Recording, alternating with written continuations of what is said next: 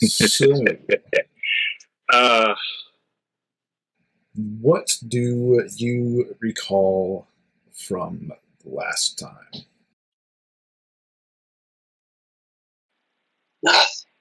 God. Economics. What about the economy? Confusion. Much confusion.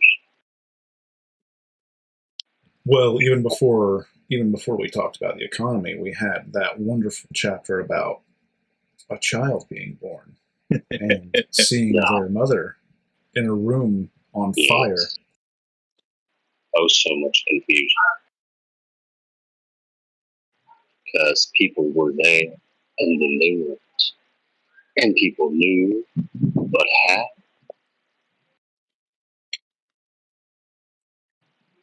Well, we did have a teleporting character.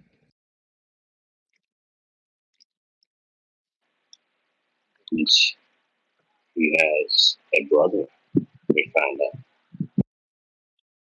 Who? For Wimbledon and Scotland.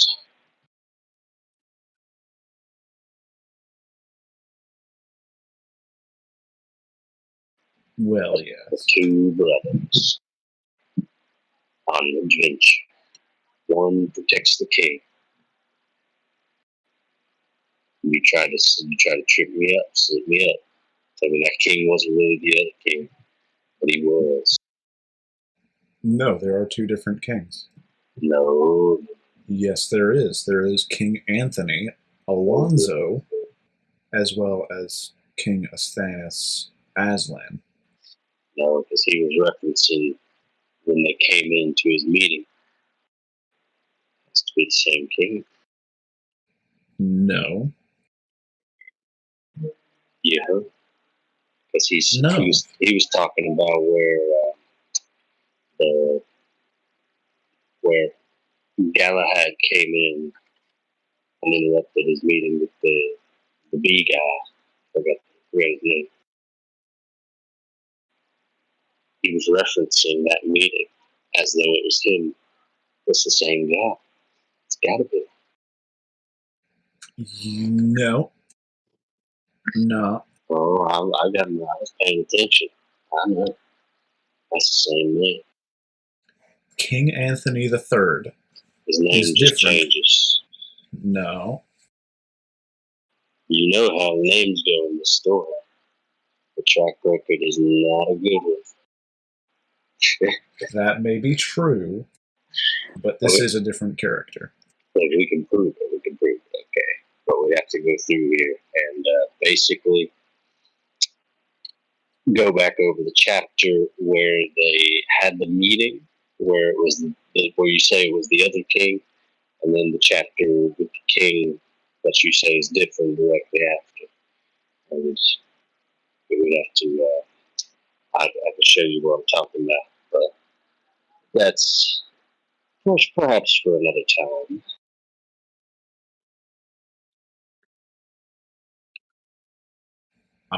They are two separate people. They are listed in the story and in the notes as two separate people from separate families. You really think the notes are just as confused? They are just as broken and terrible. But that doesn't change that they're written down as two separate people. I don't think the notes even understand it's two separate people. I mean, it's two of the same people. But that's what the story. That's what the chapters were saying. At least, if there was not a redaction where there should have been, maybe he forgot to redact it when the change took place and the one man became two. But I feel like originally it was supposed to be one man, and it's sort of a retcon when he looked at his own story and saw that they had two completely different names and forgot that they were the same person. Because there's like one or two parts in there that reference that scene. Because you remember Galahad came in and had his little argument with, what was that other guy? I mean, you can argue this, but we also have examples of characters teleporting to other places, but also having their own memory. So, I mean, how can you not also argue that these are teleporting kings? Well, yeah, he could have been in the room, and nobody mentioned it, and then he's but it's just there's too much framework there built around him as the same king. That's the issue. When he was talking with his brother and talking about the gold lands, he was referencing what Galahad said to him. That's a Stannis.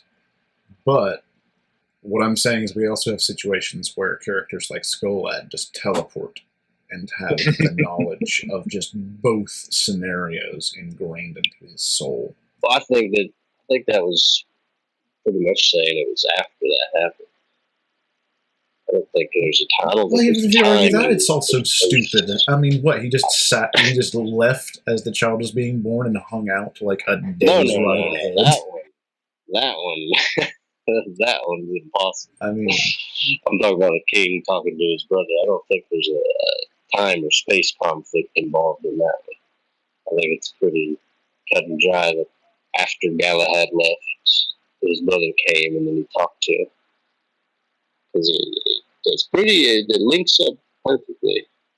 We could you can do a quick skim over it and sort of read the parts real quick if you want it, like some of them. You don't have to read the whole dang thing, but without me interrupting, you can go just the chapter where the king is talking to his brother.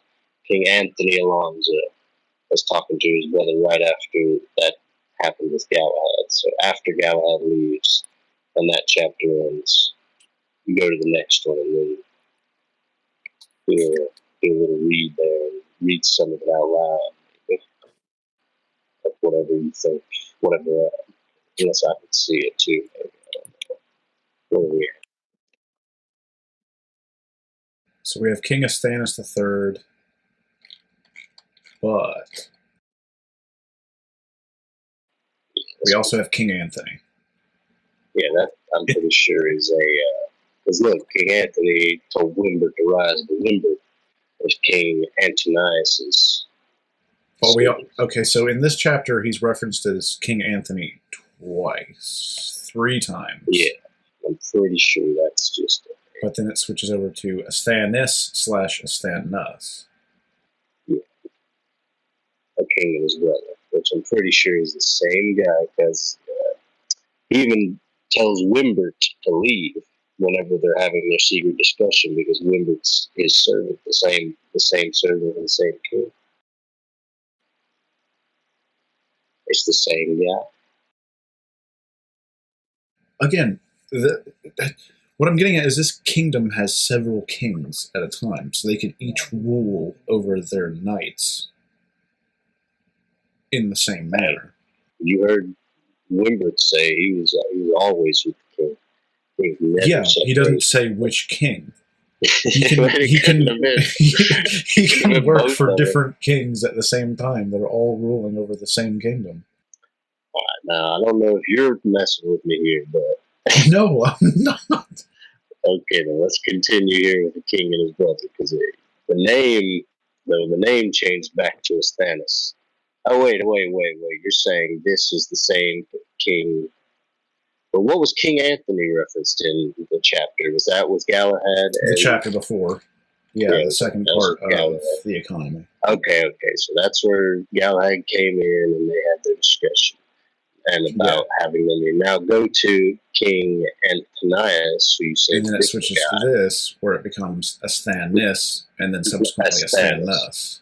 Yeah, now that he talks about their discussion of calling the nobles together, and how Galahad and the other guy were shit talking the idea. So you know how the author constantly focuses on where someone's eyes are looking at? Yes. It never specifies if he's looking at or talking to one king or two kings? Okay, see now you're getting to the detail you're trying to make this make sense with. Now I get where you come from. Because it sounded like you were just messing with me.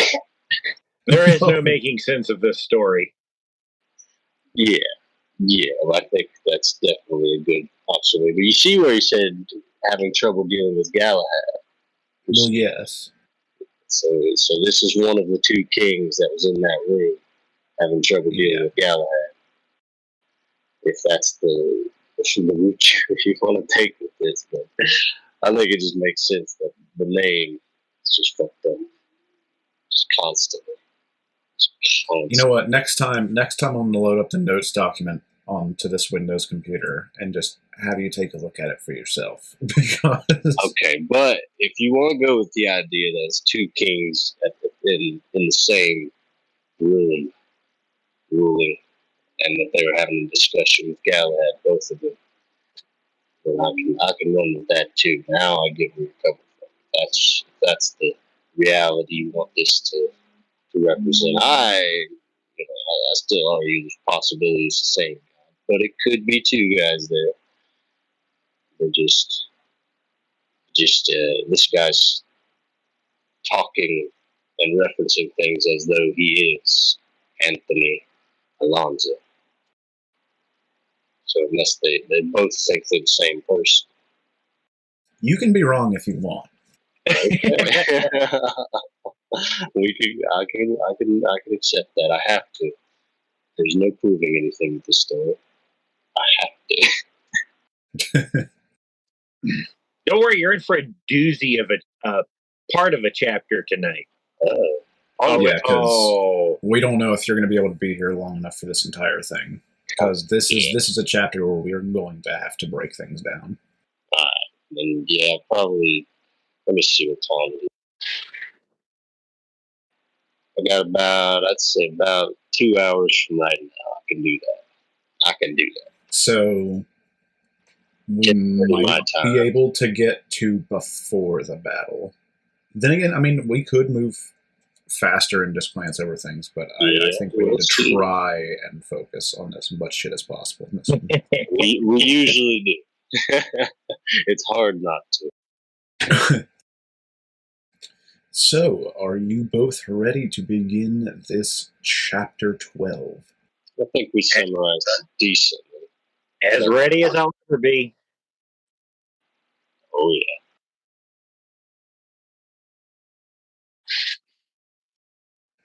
Chapter 12, The Rampage of Gluttony. Spelled correctly, I presume for the last time. Keep in mind, so far, for the most part, we have been trying to keep one focus per chapter, and this focus is through the eyes of William. We last saw him in the desert, escaping through a hole from the Gluttony. A hole of bone mountain. William looked exhausted as he sat on the ground and double-spaced. Now that could be gluttony, which I think gluten a reference to like bread products. Yeah, gluten. This guy's it's bready. It's basically bready. So should we? He's just a giant piece of bread. So his name comes up a lot. Are we going to use gluttony or glutony? Because I can honestly go with either. I just want to bring that second one up just for laughs. If you want to continue with the original, I'm fine with that. I mean, we can go with gluttony. It's kind of hilarious that this entire world is going to have a gluten problem. Oh, that's funny. He was exhausted as he sat on the ground and, double-spaced, breathed heavily. He was sweating badly. Oh, okay, yeah. Keep going. We're not I'm just going to mention double spaces because by chapter 12, if you haven't just had like Microsoft Word automatically fix that for you, that's your fucking problem. I wanted double space, Microsoft. What are we doing? I think he just wrote it with the spell check. He just completely disabled and uninstalled. I don't know who would do that. Green lines. Too many different colored lines. He didn't like them. He thought it would print with the document. The printer will fix it. He then lied double-spaced on the ground with his face facing the sky. Now, lied there, I think that's, telling a mistruth. I think that's what that is. Maybe. I think it's the same spelling. Okay. That's my mistake. It just looks like. I could be wrong, but I think it's the same spelling for both instances. And you confusing English language. I don't know if this story is written in English. It's slang. What was it? This entire thing feels like it was translated using Google Translate from like Somalian to English. It just feels wrong. It's from Aramaic. They really went into studies of the old languages for this. See, this is actually originally this was ancient Sumerian. It was just translated over. This is the original Necronomicon. Can you imagine if the people in Sumeria were chiseling this onto stone? Oh God, I would end my civilization. Yeah, this is the beginning of our real world. It's our history. He couldn't believe the experience that he had just played out before. The experience that had just played out before double-spaced his eyes. He had been so lucky to escape from the Nylons after playing smart on Gluttony. Okay. Now, does anyone have a reasonable description they would have for playing smart? He got one over. But does crawling through a hole in front of the monster count as that? Because it's not being sneaky, you just crawled through a hole. That's called getting lucky, pretty much. Yeah, he didn't really do much. He just got lucky. Now, was it called the Nylons before this point? Yes, it was described as both the Nylons as well as the Demon's Lands. Okay. Playing smart on yeah. Maybe it means use cutting carbs, getting rid of that bread. Gluttony murdered all the men that he had gone into the Nyland withy. Withy. So there's another double space right here. The myth they had always heard about the Nylands was true. Who could have thought, with all the dead people that keep dying there? What myth? Well, everybody knows. Well, not even that. Even if it is just a myth for the common people, they are at the boundaries. They've constantly gone into the Nylands.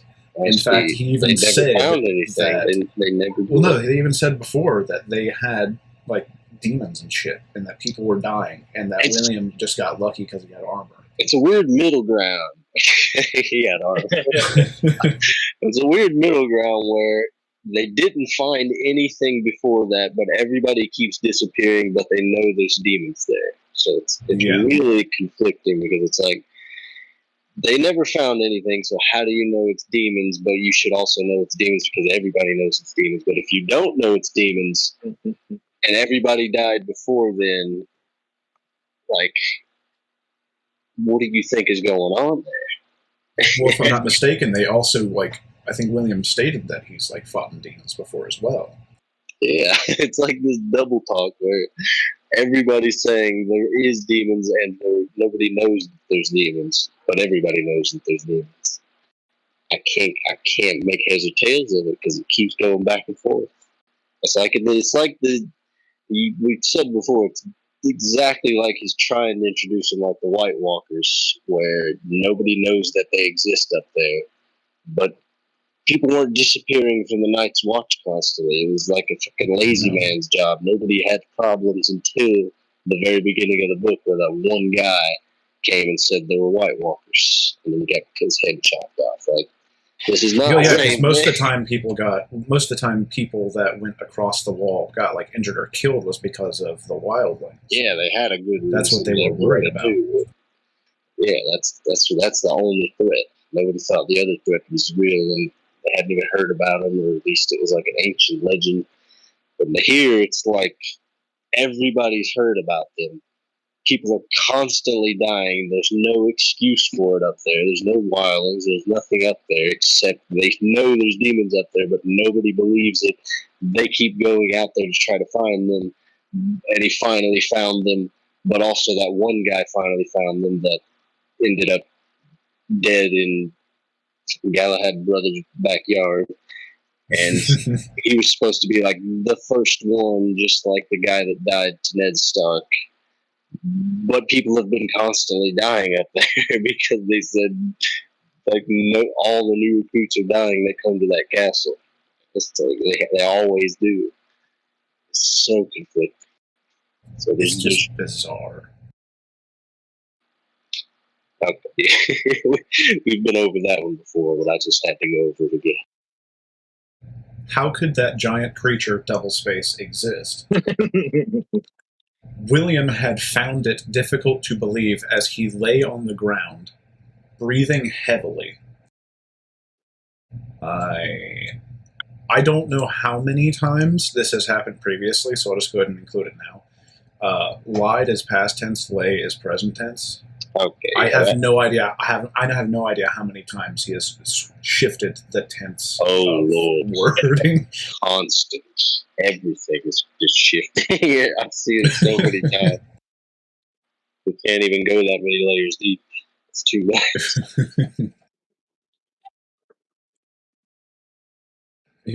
He lay on the ground breathing heavily. He had thought that it was a rumor spelled in the English spelling. Yeah. And was going to disprove the rumor, the English spelling. But now he had come to realize that it was, in fact, not a rumor, U.S. spelling, but this discovery came at the double-space cost of the lives of those who had gone into the double-space Nylons with him to disprove the English spelling rumor.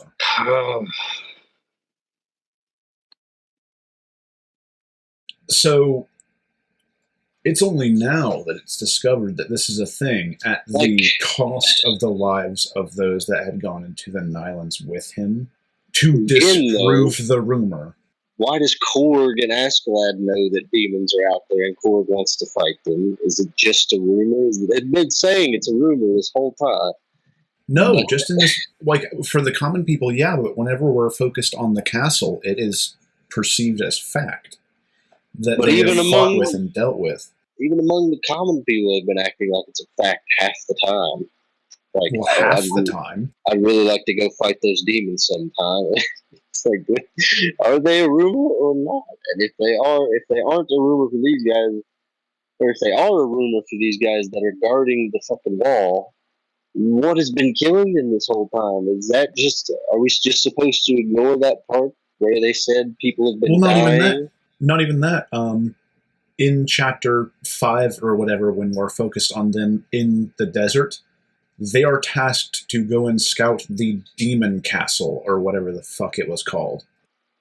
So they know something is out there called the demon castle. Yeah. Like maybe it was empty before that. But now, so do you remember who gave, like, why they were out there in the first place back in chapter 2? Not really. I know Henry was going on about, like, they needed to go out there for something. To go and scout. And because he didn't want to risk lives, he only sent 3 people alongside William, which just lessened their chances of survival. But Henry gave William the task of going out and scouting, right? But in this, it is at the cost of the lives who had gone into the Nylons with him to disprove the rumor. But people are dying. What rumor? People are dying, and why the fuck do you set up a 6-mile thick wall for a rumor? And oh, it's just so weird. People are dying out there. If they're dying, what's killing them? If they don't know what's killing them, I guess that's the story. They don't know what's killing them, but people are constantly dying. Well, then why the fuck would they call it the Demon's Lands? Exactly. What do they think the demons are? A mystery? And so they're just a rumor, but people are dying constantly? Like, what is this scenario where they're blindly sending people to their death without ever knowing what they're fighting? And he's doing it again. There's been no reports. There's been no reports back. Literally no one lives except, William, who has consistently survived going out into the desert. Exactly. He has never seen what goes on. Many people have gone out there and came back. Apparently, like, what is this? It's lying to itself. Like, people are going out there and coming back, but some people don't. So why don't the people who come back know what happened? It's like just now you finally find out because you talk to the thing that it's gluttony. And I really don't even know. I really don't even know how that connects up with just demons in general for the people in the rumor. Like, people know about the 7 deadly sins and about demons, but they only believe there's demons, but they think it's all a rumor, but only some of it's a rumor. I really don't know. Well, it seems to be like a roll of the dice. Like, some people just know it as fact, and other people just view it as the fairy tale. Yeah, like Galahad was pissed off that his sons wouldn't believe that Askeladd. Well, then no, because then it switched around, and then Galahad was like, "That's a fucking legend."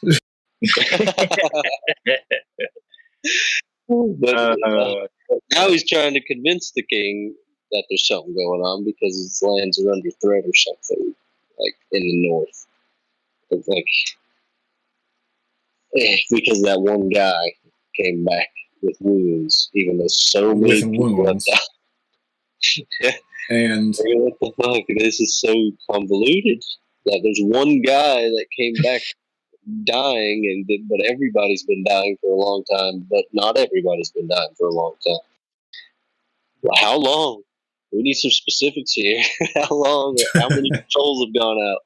What have they found? We need some details. It's like, I don't think this is going to get cleared up, but it's just going to get to the part where William tells everybody, and now everybody knows there's demons out there. We'll never know what was a rumor or how long it happened.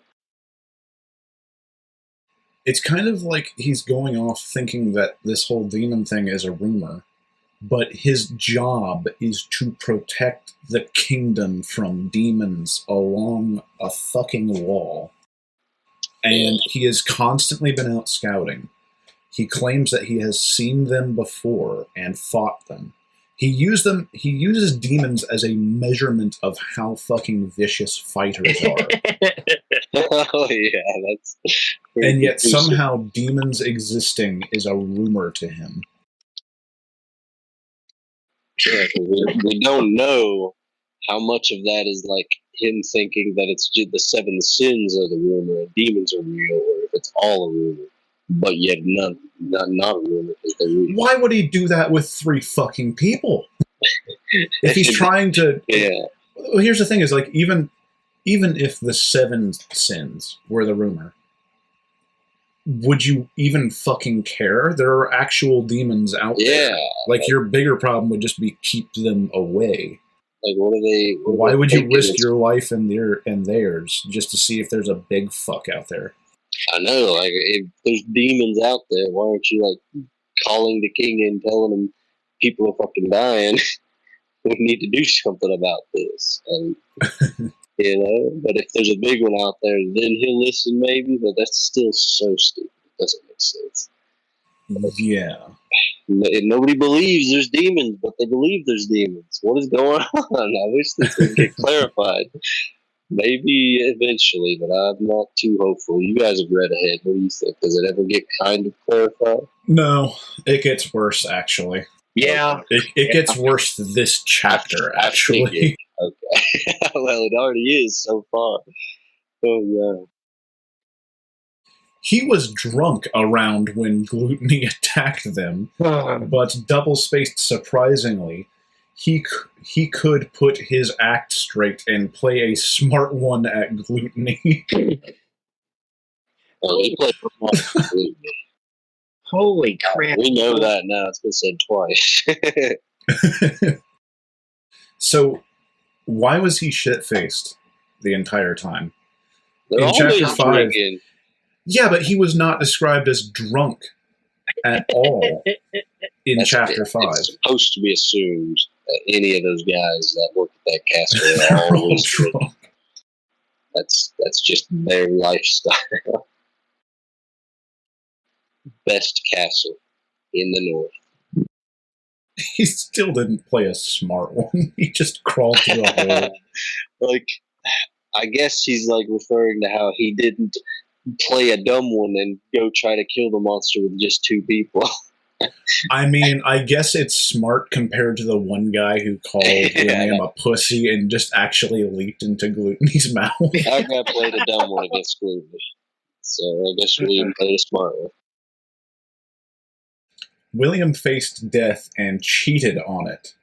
Like a test. So he did like a sort of Sims thing where you could glitch the game into dating death, and then he just cheated on death. That is basically him playing a smart one. It's kind of confirming it there. That's the description of William playing a smart one. That's fucking stupid. That's just like not killing yourself is playing a smart one on death. The wording of it is fucking stupid. Played a smart one. What is that description? Played a smart one. Oh my god. Like, he saw how managed to escape with his life is how that should be described. He barely managed to escape with his life. Yeah. He saw how Gluttony ripped his comrades apart. While William was lying on the ground, he couldn't help but wonder how risky it was to doublespace. Was doublespace to allow creatures like Gluttony to keep roaming freely. How was he roaming freely? He was behind a 6-mile thick wall. No, he's going to do. He can climb that wall. Thing's big. That's a big monster. Well, there are holes on the sides. Oh yeah, he doesn't even have to. Well, it's pretty risky to let a fucking demon dragon roam around. Yeah. Did you forget that there's massive holes? It just kind of like, covers the south. Could go right to the king.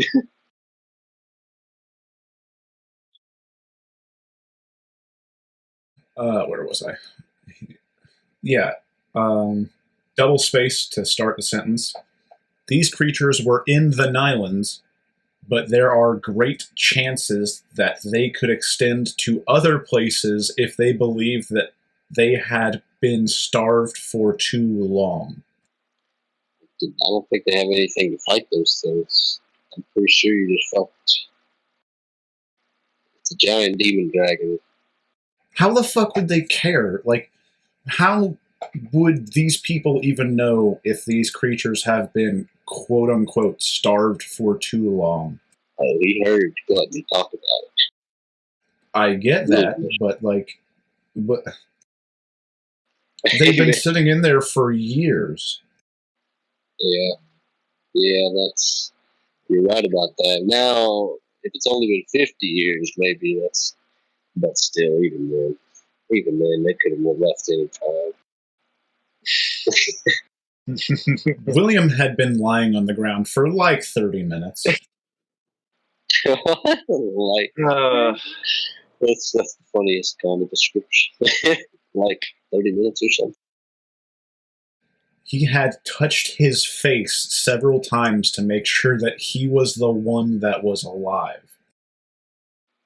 I've never heard touching your face to be used to check if you're okay. Many times.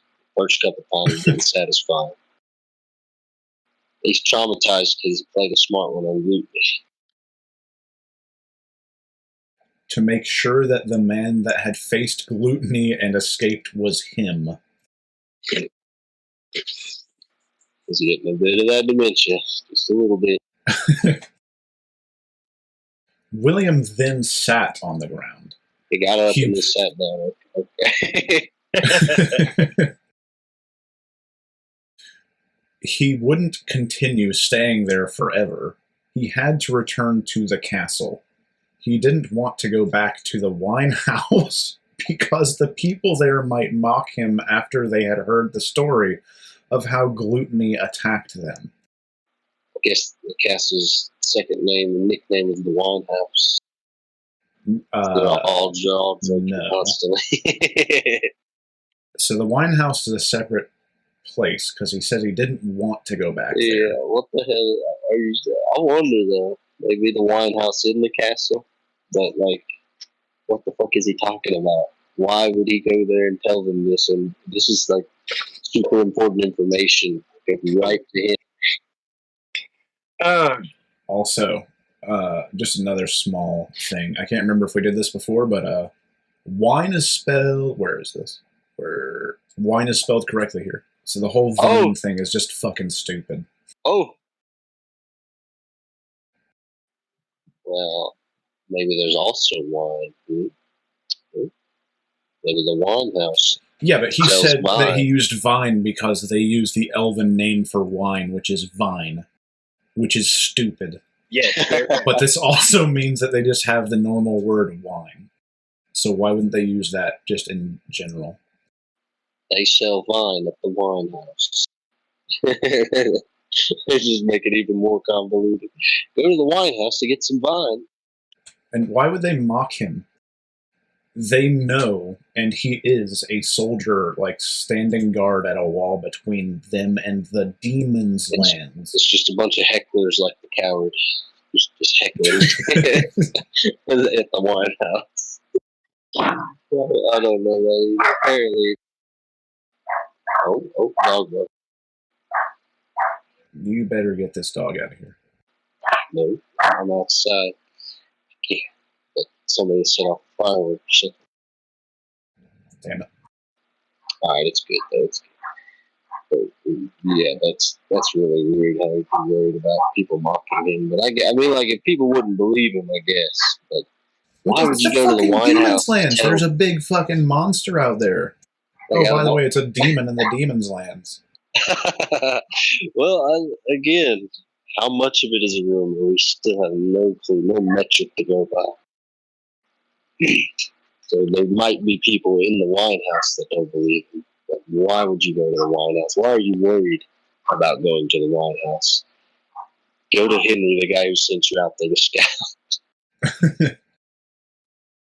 Still, it would be for their use to hear the story and try not to allow their curiosity to make them go anywhere closer to the Nylons, because that would mean putting their precious lives at risk. So the wine house people do venture into the Nylons. I think he's talking about that castle. I think he is.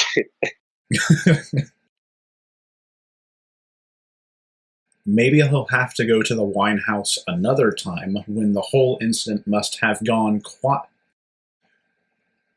Go to the wine house another time when the whole incident must have gone quiet, when the people might have concluded that they had all died after they failed to find his companions to the Nylons. Holy moly.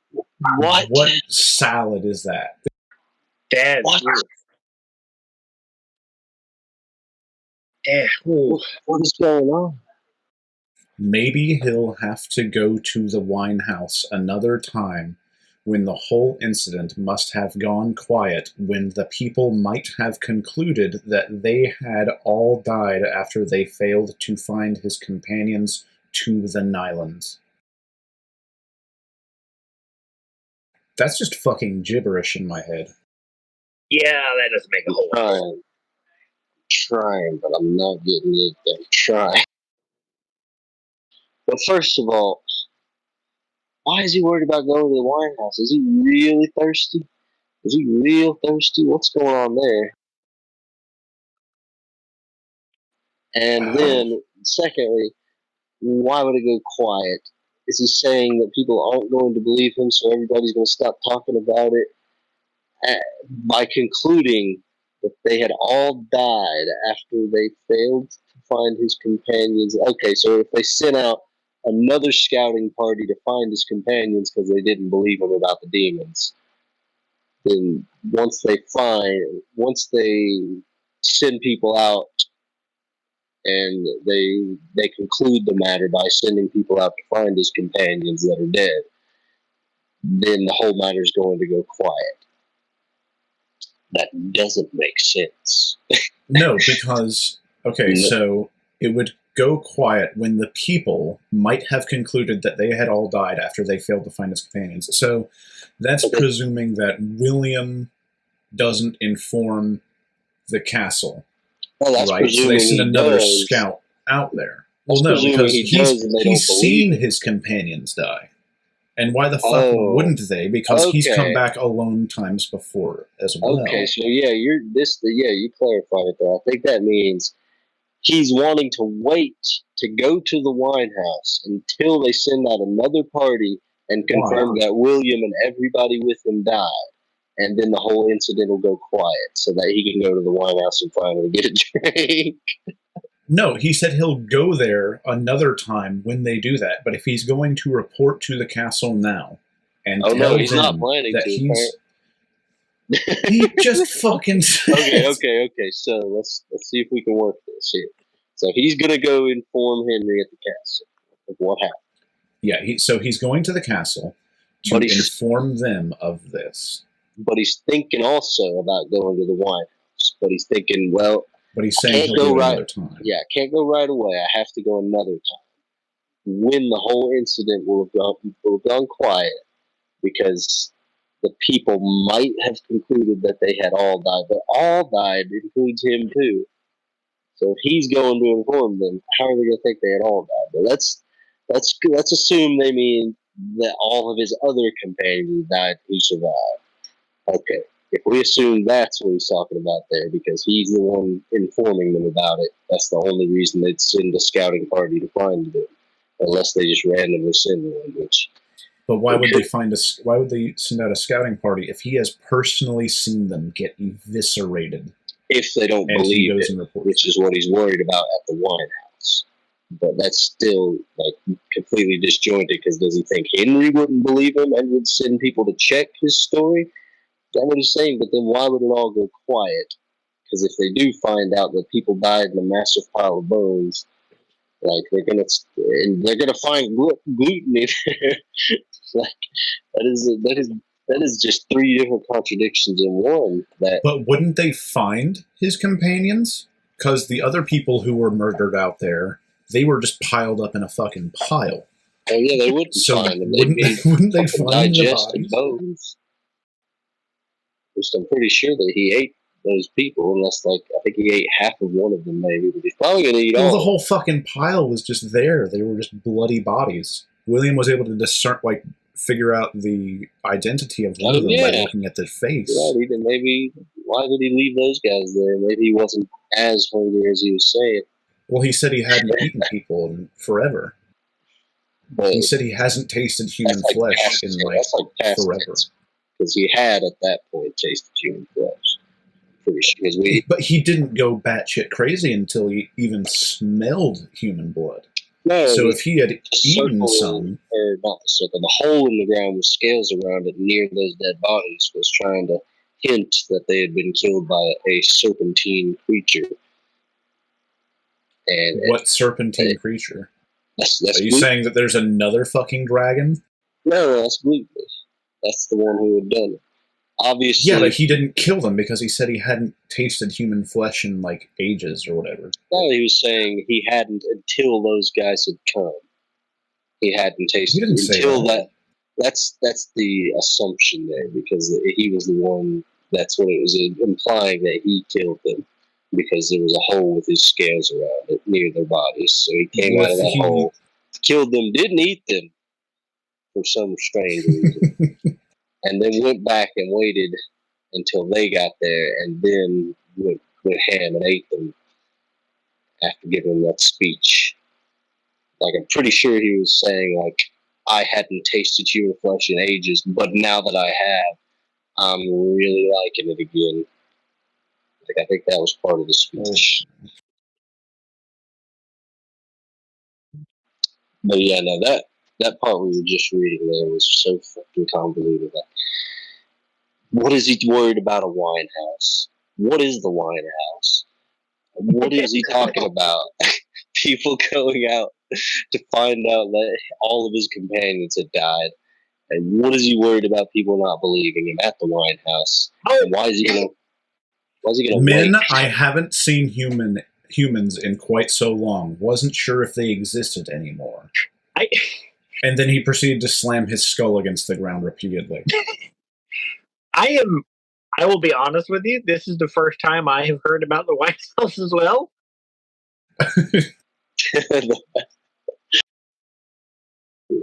It came out of nowhere.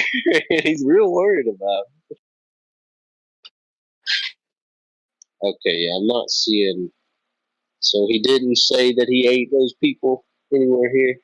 Human blood, yes. Yes, I remember it now. The smell, the taste. How could I forget? So he's basically saying it like he hasn't tasted humans in forever. So that is another inconsistency, because they were implying he killed those other humans. But again, if he did, why wouldn't he eat them?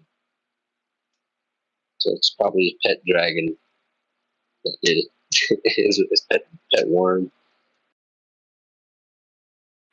So I didn't even notice that back when it happened. That's so strange.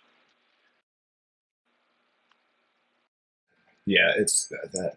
I don't think we're going to make heads or tails of this Winehouse thing until we go a little further. And if it doesn't reference it again, I think we might just have to chalk that one up to William just being a drunkard. Yes, having some drunk trauma fantasies after almost dying about a paradise called the Winehouse that he really wants to go to, but he's worried that people there won't believe it. So he's going to have to go another time.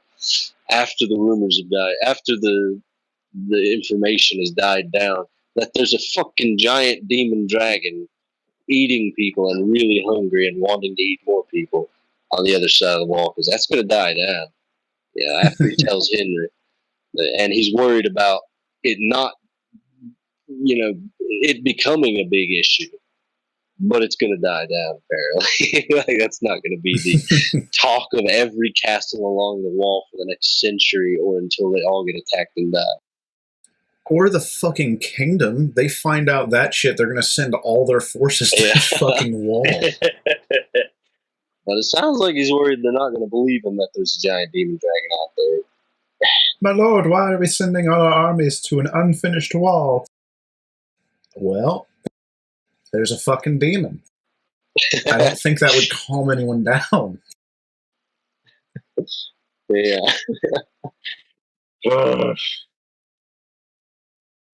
William looked exhausted, but that was not his only problem.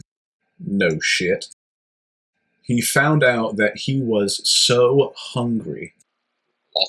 He just found this out. That is a surprise to him. Wait a second.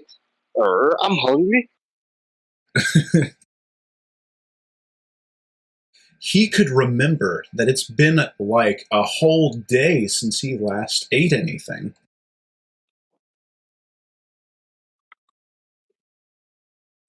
He had been drinking only wine, double space, and now that all the wine he had consumed has gone out of his body, William was left in a hungry state. He's not drunk right now. That's why he wants to go to the wine house. Just get drunk again. Must consume alcohol. William, he had to leave where he was if he wanted to do something about his hunger. Maybe he followed you to the meat house instead. Maybe they'll leave him there. At a time like this, the thought of him being a prince gave him a lot of joy.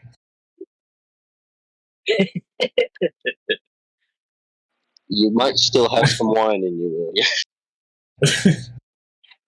He had tried very much to interact with the common people in the kingdom. He had found out that so many people in the kingdom always find it difficult to afford good meals. These people have to work very hard to get the average meal they live on in a day. And then there's a comma, but I need to note some things here. So we just find out that he's a fucking prince. I guess he just walked around and asked commoners, hey, why can't you afford a small banquet? And then we receive the additional information on the economy. That people have to work their asses off to get one meal that they live on per day. That's a pretty healthy lifestyle, actually. One meal a day. So that's fucking terrible, and I still don't see how this kingdom isn't just collapsing. Well, I'm working out here in the desert every day to get a couple meals. It's hard living. Yeah, but it's not like you're not working just to barely afford a single meal. Hey, yeah, you don't know basic that. foods per day. That's what it feels like. You make what, like 16 or 17 an hour in a state with no state income tax? And it's still You're doing okay. And it's still fucking expensive, goddamn. Oh, enough about our economy. Yeah, they're only eating one meal a day. I guarantee they aren't. They're probably eating like 3. But William, I mean, from what we know about the current standing of this kingdom, where people are just hoarding things, rats are sapient and are hoarding things. Yeah. Fucking the best castle along this border is a shithole. Okay, now that you bring that up, yeah, actually, maybe everyone is poor. They're trying to level out the taxes by basically just shoving it onto immigrants or like foreign trade. They're constantly complaining about all the money going to the king's brothers' parties. The fact that there are bandits everywhere. He's destroyed this. The fact that it's the last chapter stated that like this type of shit was happening in the capital, which would probably be the last place you would see this shit come up. But commoners and rats were hoarding shit and just trying to survive in the capital. But the 12 nobles too, they're also being greedy fucks because they own their properties, and it's pretty terrible everywhere if everybody's only getting one meal. Yeah, and fucking hell. I mean, the commoners, I guess, don't get fucking anything because the fucking farmers who supply the entire kingdom with food wouldn't have been able to keep their farms if it wasn't for the fact that Korg wasn't an asshole. Yeah. And they weren't allowed to hunt either. Yeah, they can't hunt. It's illegal. Galahad's land.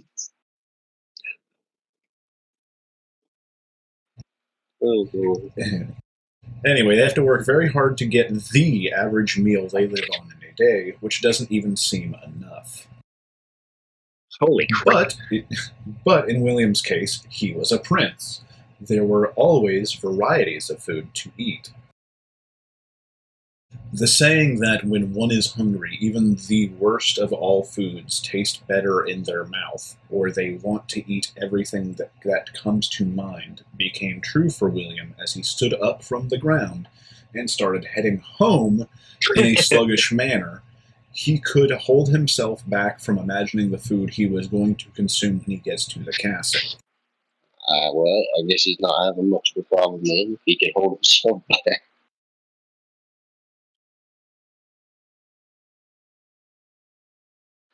Assume that's supposed to be he couldn't hold himself back. The castle was very far away from where he was. Good use of a sentence there, author. I'm so glad that you needed to fucking include that. He would have to encounter a great deal of walking, but he was still happy that he was still alive. William going through like 30 emotions here. He's thinking some deep brain stuff. It's just you guys know the scene in Futurama where they Fry, Zap Brannigan, and Kif find out they're gonna die by being fucked to death. Oh yeah, and Zap and Fry's face just keep shifting between horror and just joy. I'm starving to death. I need some food, but I'm happy to be alive. But I need some more wine, but I don't have to be alive.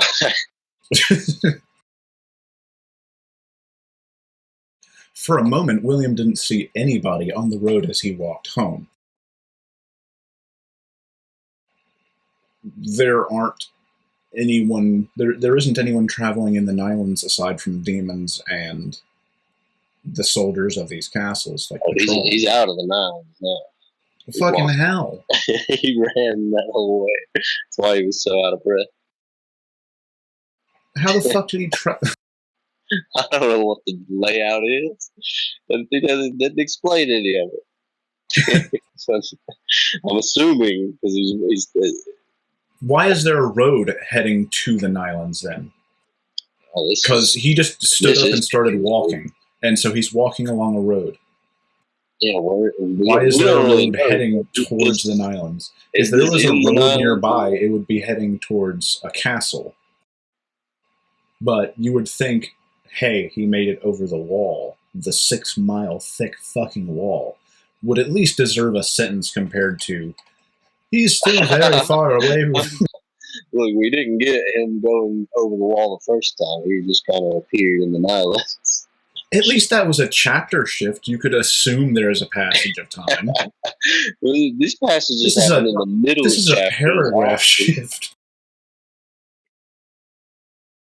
No, this was at the beginning of the chapter. He's already out. I'm pretty sure this happened between chapters. We just don't ever get to see the mechanisms of the wall or what the wall is or anything related to it. Yeah, but there were guards, you would think that there'd be someone patrolling and watching over to make sure shit doesn't cross the wall. Yeah, he should have already. But this guy did it solo, and he hasn't seen anyone yet. Maybe he's still in the Nylands, but I don't know. If he's in the Nylands, why is there a road? Exactly. I don't think he is. But if he made it across the wall and he's on a road, the road would be heading towards a castle. If he's on a road and this close to the wall in the Nylands, the road would be leading to a castle. Even if his goal was to head back to Castle Clifton, he should probably go to that fucking castle and be like, hey, shit's going down. Saw a big thing over there. Watch out. And then give me a horse so I can get to the fucking castle. That's what he means by home. I'm pretty sure he's heading to the castle. No, by home he means Castle Clifton. Yeah. Didn't you just say the road would be heading to Castle Clifton? Yeah, but he said it's very far away. So if he's back and he's along a road, this road is not near Castle Clifton. Huh. This means he would have to either be on a road in the Nylands or on a road on the other side that's close to the wall for some fucking reason, which would mean that it's heading towards another castle. So if he's near another castle, wouldn't it make sense for him to head there and be like, hey, guys, there's a big fuck-off monster nearby. Keep an eye out. Also, give me a horse. Yeah, that would be the case. Something's going on here. Our geography's shifting again.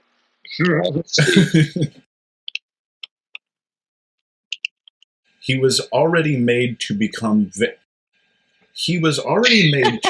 very sensitive by the experience he had just witnessed with his comrade, singular, in the Nylands. Jesus, we're getting deep William here. Come on now, William. Snap out of it. Go tell people. He's sensitive now. As he walked, he was aware of his environment to ensure that nothing was coming after him. So maybe still in the Nylands? Just on a road they made in the Nylands? Why is there a road in the Nylands? That is a question. They've got a big wall there. Maybe the same person who built the wall Made the Why roads. would they make a 6-mile thick wall and just have a road? It's easier to travel with a horse if you have a road. What is anything? They built a 6-mile wall. Oh my god, he did it. How long did it take him? What is the time frame of any of this? Supposedly within the 50 years that the demons have existed. I feel like that wall's been there for 50 years. Seems like They built it the day after they fucked off. Man, that's a giant's wall. That's why it's so wide. They built it long. The giants lived on a fucking island. They were nowhere near this. Were they an island species? The giants lived on one island. They lived on like a set island. of islands. No. The elves had a singular island. The giants had like the bunch of like small islands to the south. That's even worse. The giants. Do we know how big they are? I feel like I've asked this before. No, we don't know. Okay, they could just be like 7 feet tall. Korg's half giant. He's fucking Hodor.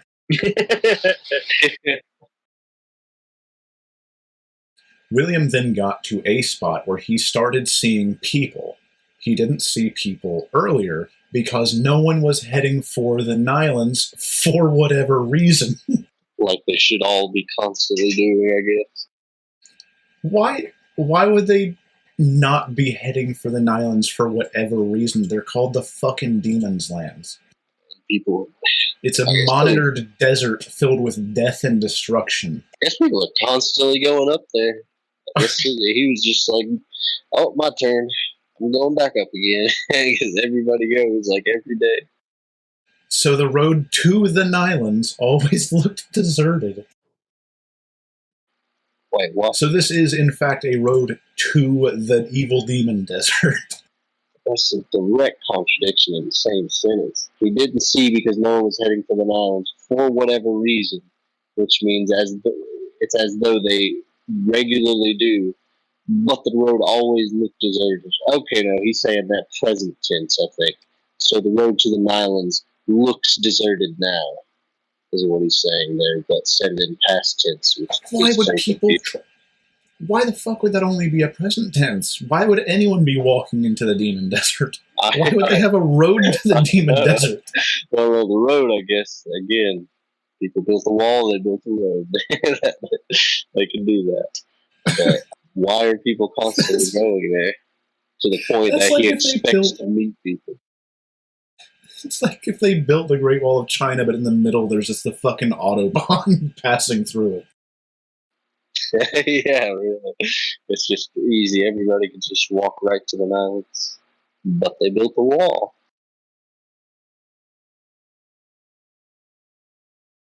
It's so fucking... When William started seeing people going around their normal activities... Just gonna do this real quick. He seemed to have become My lord. My lord. Is that the spelling for conscious? Yeah, that's okay. He seems to have become conscious of what was happening to his body. Why? He was already conscious. What is going on? He could feel pains in some parts of his body.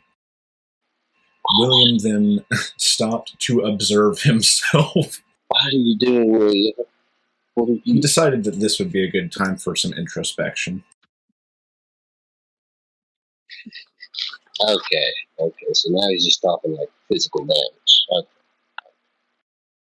He could see injuries. What? I said it makes a little bit of sense, I guess. He could see injuries on his hands and some parts of his legs. How could he see some parts of his legs if he's wearing fucking armor? Is his armor shorts? Is he wearing shorts? It's the breezy summer armor. He's wearing Titus's shorts. Some spots on his face seemed very painful. He must have injured his face so badly. So badly. Didn't notice until just now. How comes he never noticed when all these happened to him? How comes, William? Tell us. He must have fallen several times and had been impacted by several painful objects without even knowing about it when he was running for his life. How could he not have known about it? He got concussions, I guess. It's the Galahad syndrome. He was experiencing a quick bout of it while he was running away. we see a bit of how Galahad got his. He must have fallen and hit many objects. At this point, William started limping. His injuries around his legs couldn't allow him to walk properly, even though he just was. He walked sluggishly because his injuries and how exhausted he was couldn't allow him to walk any faster. It's just as painful for us, William, don't worry.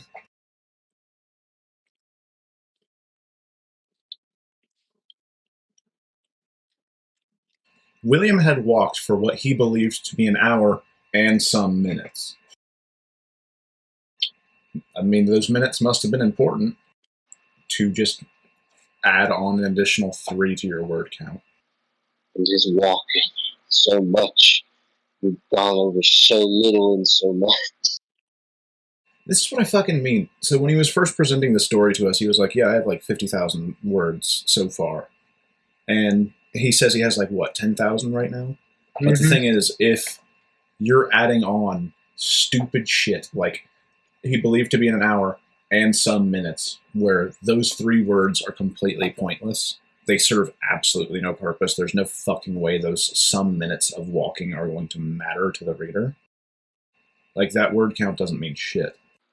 William has we just spent like 30 minutes talking about William laying on the ground and getting up and thinking about drinking wine and eating food and walking and realizing he's injured and then continuing walking, not seeing anybody even though he should see people, and then continuing walking. Like, that could all have been so simple, but it was so hard. Yeah, dude, we haven't even gotten to the point where he even, like, talks to anyone yet, and we've been recording for, like, over an hour. Mm-hmm. And he went over his whole life story, but not really, but kind of, in that little bit. It's so ridiculous. He had passed a single village and was now heading towards the castle. Why didn't he stop for food or drink, even if it's something as simple as like a fucking biscuit or like a piece of bread, just to keep him alive? Give me a biscuit. Give me some water and wine.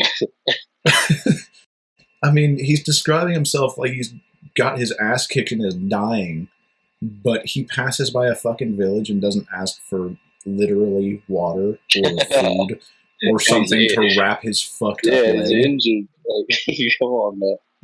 It's really important information, really urgent. We're gonna find out how he treats this going forward because it seems really urgent.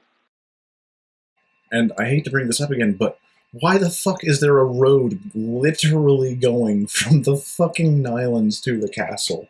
And why is there a village there? And also, it's the closest road to the castle. Yet he was really far away, he said, but it was only an hour of limping.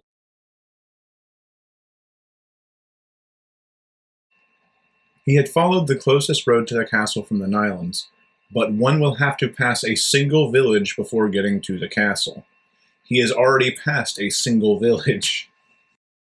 Why is he looping this again? Yep. This is another loop. It's reiterating, redundant. William was relieved because the farther he walked from the village, the closer he got to the castle.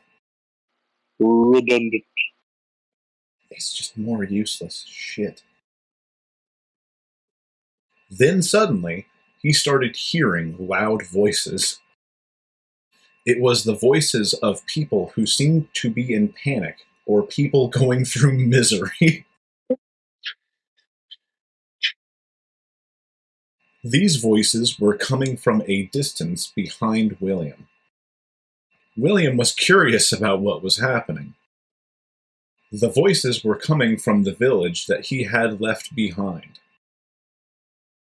William stopped walking and turned around, gazing from where he had walked. He couldn't understand what was happening. Then suddenly he saw two people running in his direction. They looked frightened. Again, I feel like you could shorten that down to like a sentence or two if you were trying to stretch it. Gotta cut the fat out of this thing. We want meat. There's too much gluten.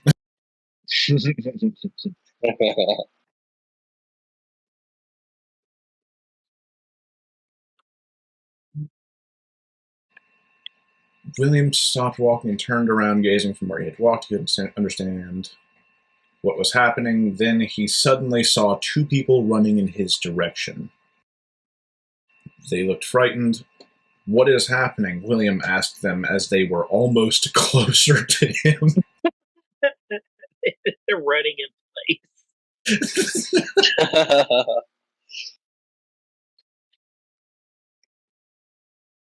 A monster just came into the village. I watched as it took out the head. Sorry. A monster just came into the village. I watched as it took out the head of one of the villagers and threw it into its mouth. It then tore the flesh as fast as possible and ate them. Within 5 minutes, the bones were the only things left behind, the man explained in fear. He's taking his time. Yeah, Jesus. So this shit just happened. He just started hearing the voices. These fuckers run over. And apparently one of these two guys stood and watched as Gluttony fucking took out, like taking something out of a bag, the head of one of the villagers, ate it, and then spent 5 minutes tearing the flesh off. It's just it's one of those disjointed kind of stories where you're like, all right, we're following time William. Dilation.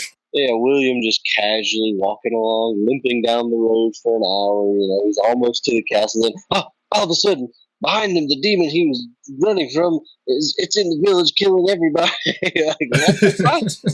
Where was no sign of any of this? Like, how did you not notice catch up that fast? How would you not notice Gluttony coming behind you? It's a fucking giant dragon demon. And like, yeah, it's just so disjointed in the timing of everything. It's just like, oh, suddenly demon. I think the monster is Gluttony, the second man said. William was shocked. Maybe the man that had said the monster was Gluttony might have been mistaken. William asked the man to describe what they saw.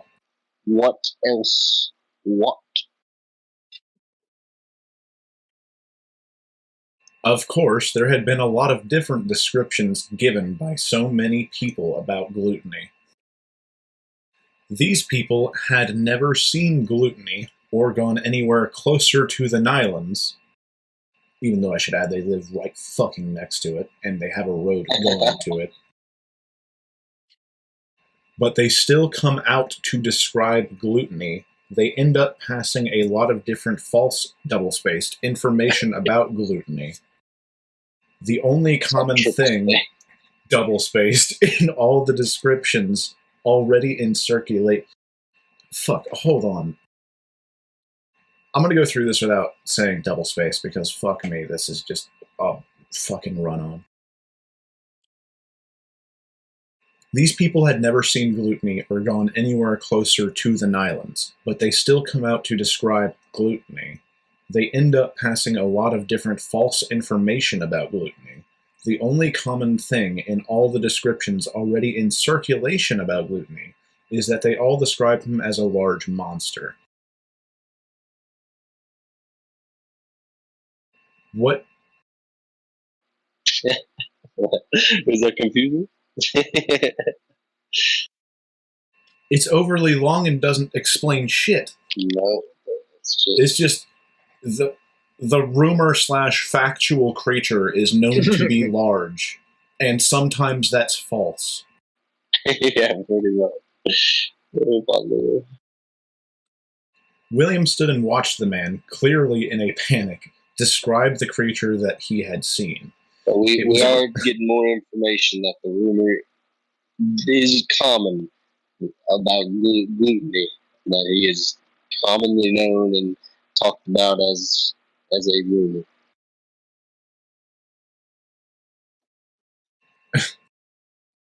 It was after this.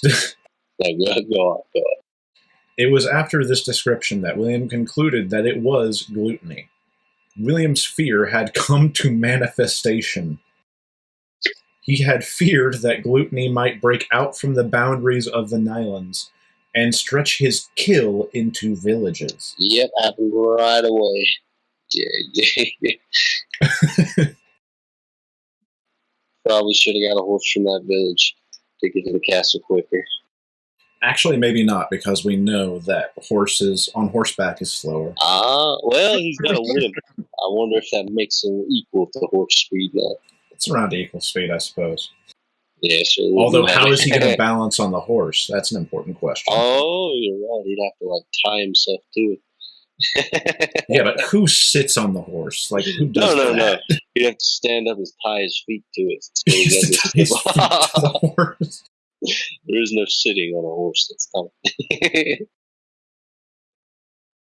There had been rumors, English spelling, that he also fed on wild animals living in the Nylons, but he still preferred humans because human blood tastes sweeter than the blood of wild animals. Why is that a rumor? Yeah, well, that's pretty specific. There's a rumor that a hungry creature eats. How is that? Who cares? It's the fucking sin demon too. That's kind of not even that. Everybody knows already. It's a creature. Creatures need to eat. If there are no people, it's going to hunt other shit. If it prefers humans, sure. But at the end of the day, it's still going to fucking eat other animals. Why is that a rumor? Prefers humans if they don't fucking go up there and meet it. How do they know this? Well, if you remember, Gluttony told William that. And so when he left and escaped, he started spreading the rumor that Gluttony likes he just did it in that one village, and now he's recounting about how the rumor's spreading in fucking 5 minutes he was there. Most of the humans in the kingdom already knew about gluttony through stories that they had been told in the past. Oh, it breaks more. You see that, right? You know that, right? The rumor is out. Everybody knows about the sins. Everybody knows about the sins. The rumors, though, they're only rumors. So I think we are getting some conclusive evidence here that people know about demons, but the sins are just rumors. So they thought everybody was just dying to regular demons on those inspections, and they were wanting to find out by sending more people in there constantly if they were just demons or not. But people come back alive, I guess, all the time. People are going back and forth. Otherwise, they would have ran out of people by now. So maybe they came back and told them, no, there was just regular demons, but they're still constantly scouting because of the rumors of the 7 sins. Maybe that's what's going on here. Maybe the regular demons are just a fact, and when they're talking about, I don't believe in demons, they're just talking about the 7 sins. but everybody knows demons. That would kind of clear up. Well, it's been said several times. Well, it was more specific in the one where Galahad talked to his brother. His brother didn't believe in demons at all. But then he did, I think. So maybe he was talking about sins he didn't believe in. But, yeah, but you'd specify that. You would specify that. You wouldn't just say demons as a whole. Well, that'd be like saying, like, I don't believe Michael Myers is a real person. Well, how dare you not believe in humanity? I don't know. It's kind of, if it's common knowledge that demons are real, then if you say you don't believe in demons, then you wouldn't need to specify because they assume you're talking about the 7 sins. But even then, it still doesn't really add up. It's just this new kind of information that people know, have rumors about the 7 sins. So that is a common rumor throughout the kingdom. It just kind of makes it seem like maybe that's what people don't believe in. But then, what about if they believe in normal demons, why the fuck would there be a fucking road that's not barricaded and blocked? And why the fuck would there be a village there? That people are constantly going up and down to the Nylons. Like, that's this, they just specify people are constantly on that road. So that if you're returning, like he's done many times before, you would expect there to be people there going into the Nylons. Like, it's a well-traveled place. That doesn't make sense. I mean, it also brings into question, why is Castle Clifton, the best castle in the kingdom, such a shithole? Because you could argue about the quality of Castle Black because it's because bringing up Game of Thrones again, like Castle Black, it's okay. It's obviously not Castle Clifton shithole, but it was clear that it still needed some like refinement and rebuilding. Most of it's wood. It's not like solidified like stone. Like I think another one of the castles was stone, but it was pretty damaged. But that is going from the idea that they're only really stopping the wildlings on the other side of the wall. Can you fucking imagine how those castles would have been if fucking all of Westeros knew that the fucking White Walkers were real? Exactly. They'd be heavily fortified. Like, are there any other wars going on? If that's the only one against demons. The war on hunger. Well, that's an unbeatable one, obviously. The king can't solve that. Demons, I think that'd be a pretty big one. So again, maybe it is all demons or rumors, because that's what it seems to be implying. But also, what the fuck is going on then? If everybody's constantly going into the Nylons. Constantly. Like, are there not very many demons up there? People don't encounter demons, so they were just lying earlier when they said people die all the time on scouting missions?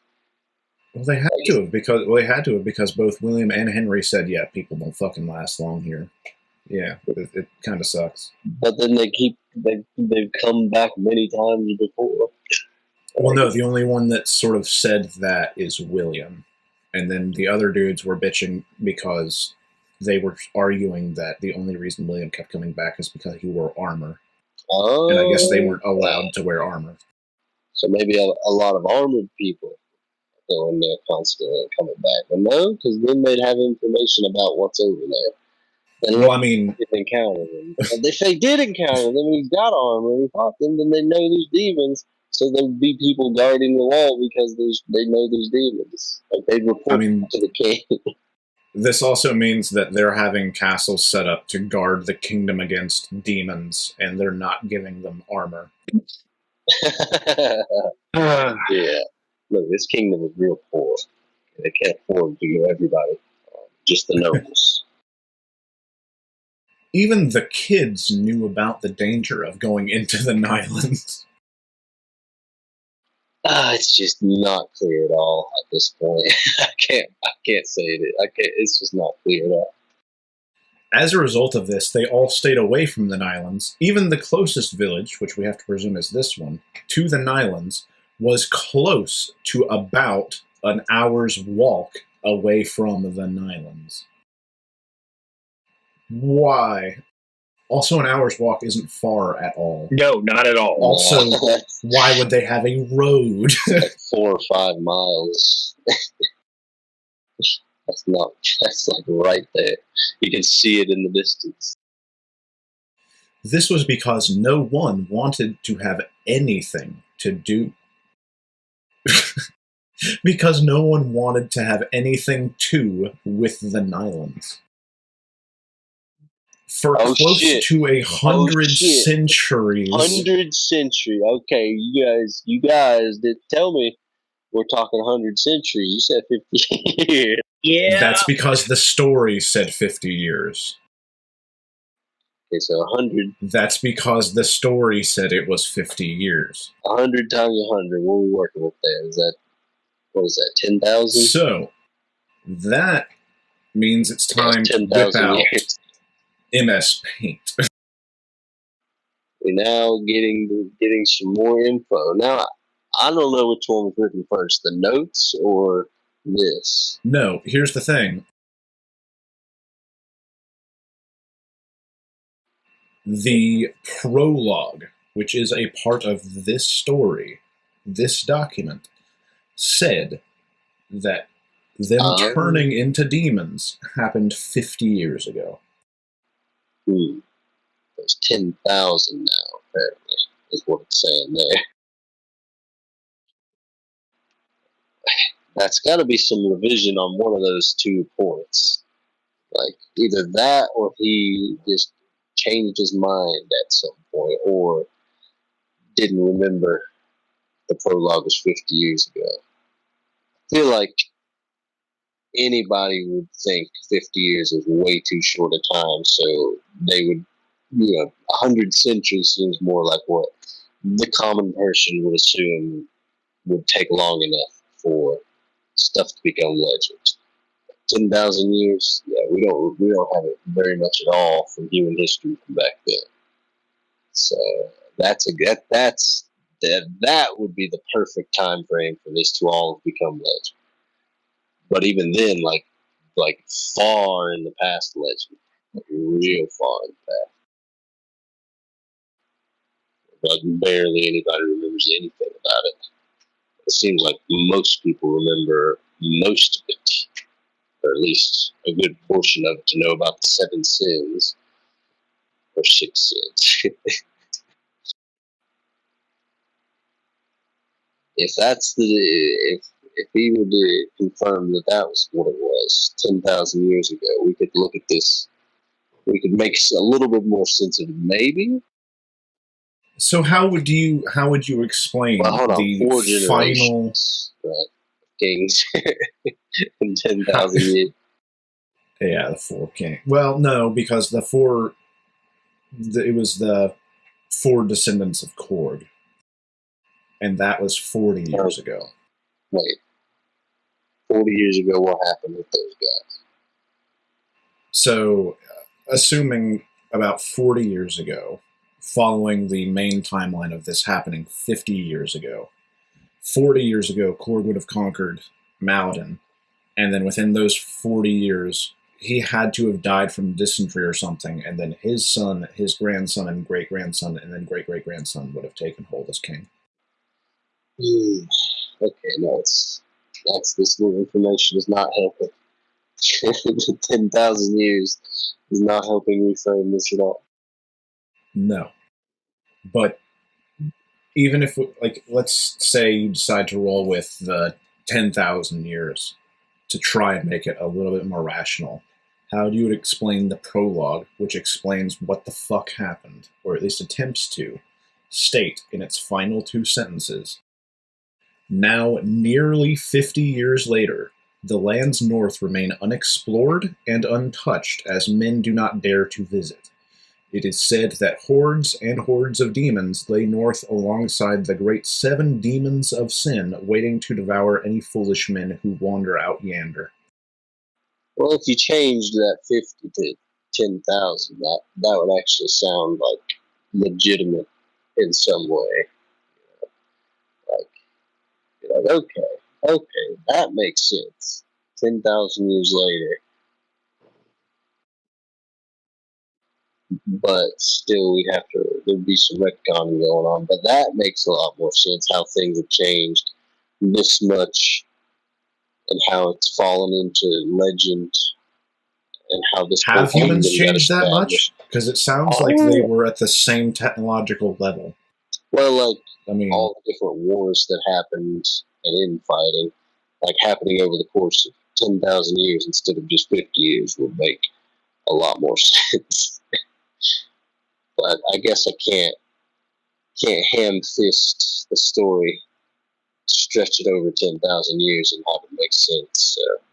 Yeah, see, because if you want to go with the notes timeline, it was about 500 years ago. Okay, so it also changes in the notes. Yeah, the notes change the timeline as well.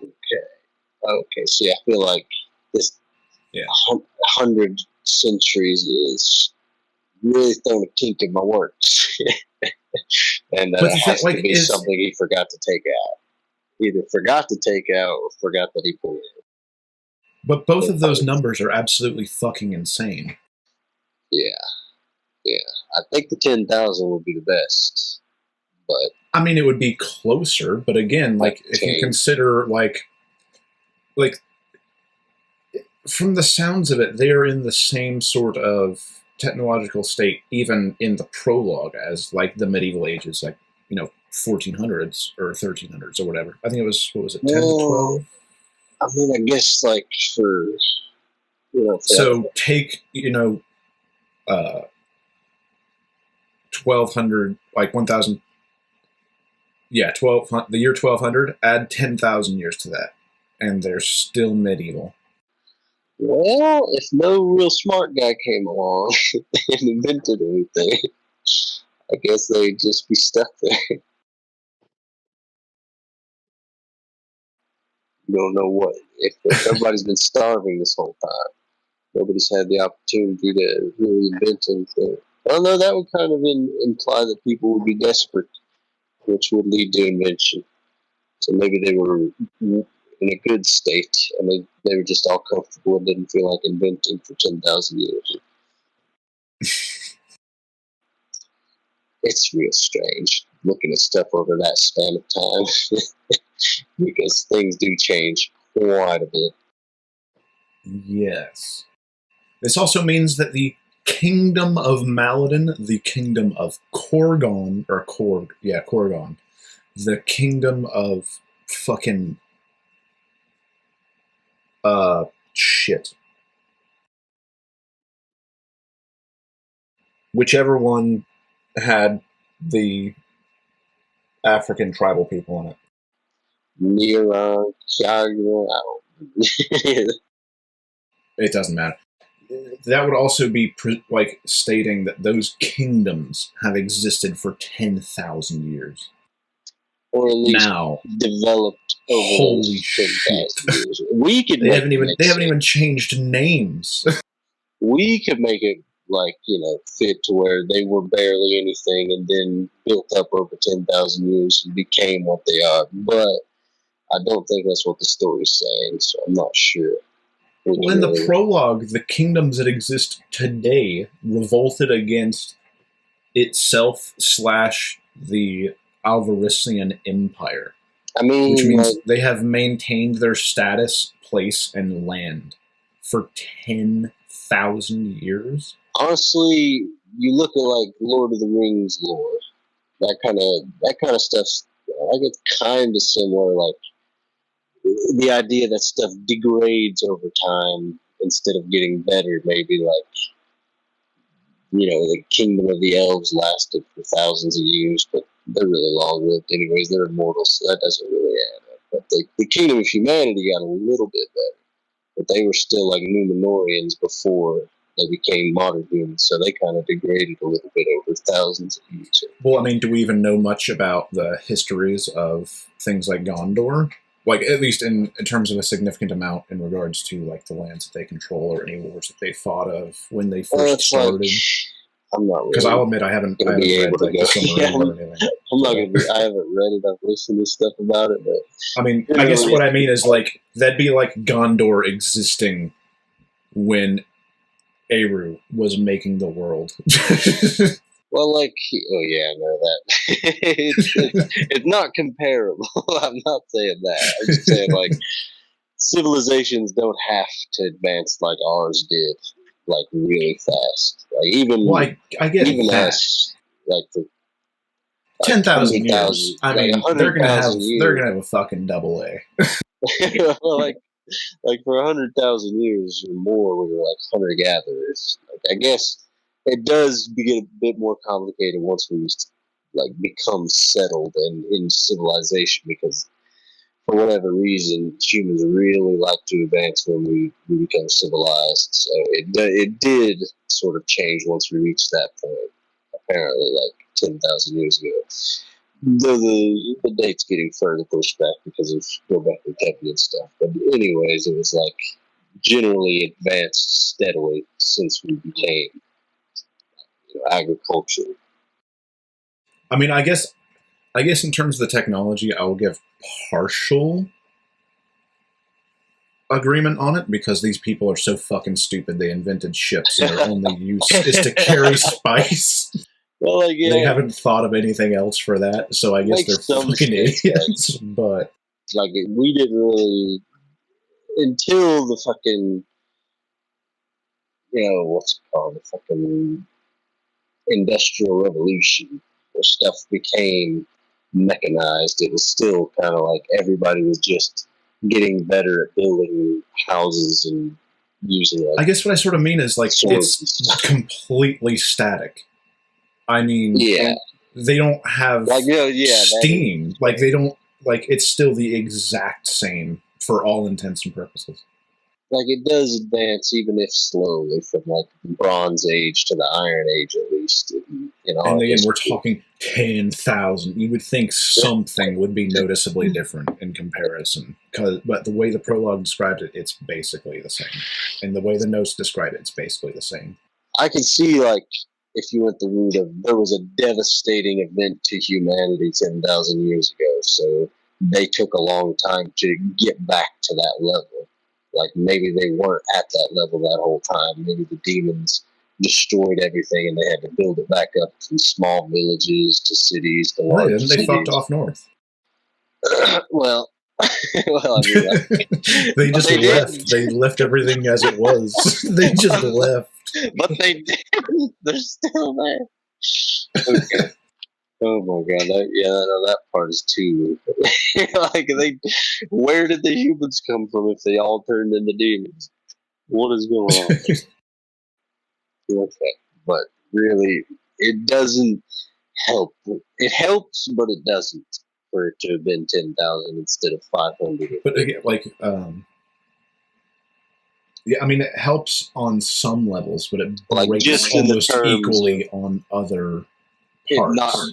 Like just in the terms of it not currently being a continued war with the demons that happens 50 years later. Like everybody should know and should be prepared for it because it's only 50 years later. Like that part gets a little better if it's 10,000, but in terms of everything's exactly like it was 10,000 years ago, works better for just 50 years. So yeah, it's better, but it isn't.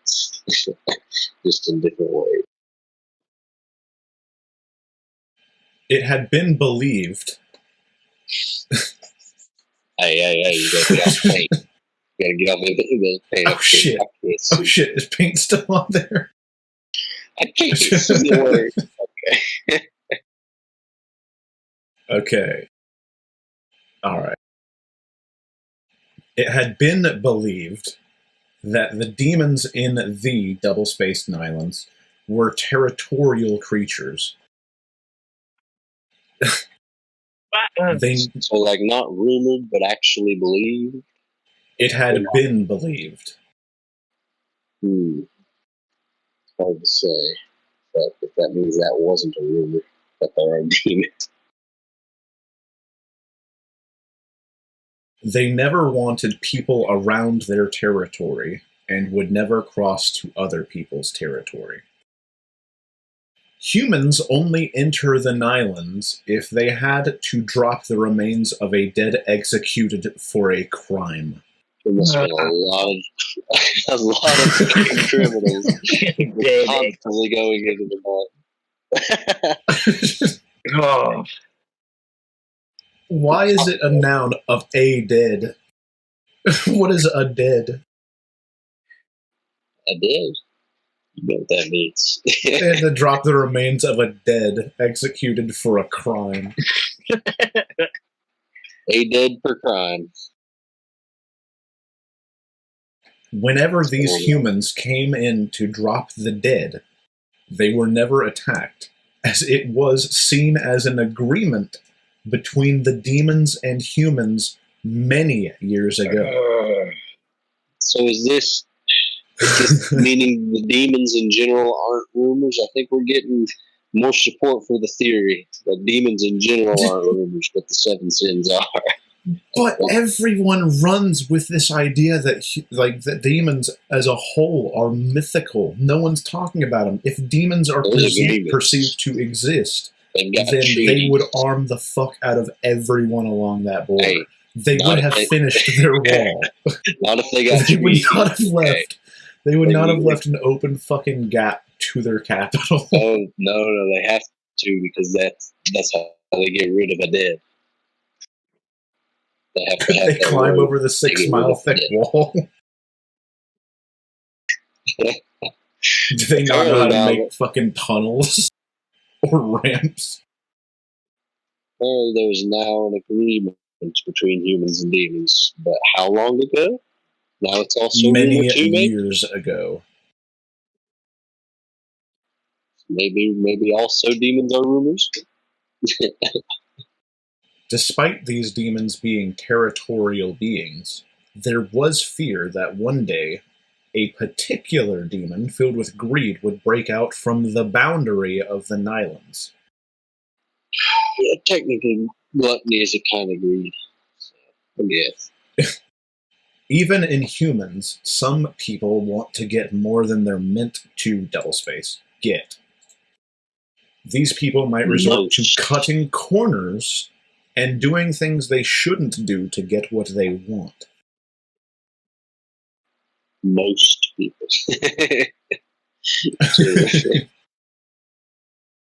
If this was possible among humans, there was no guarantee that it wouldn't be possible among demons.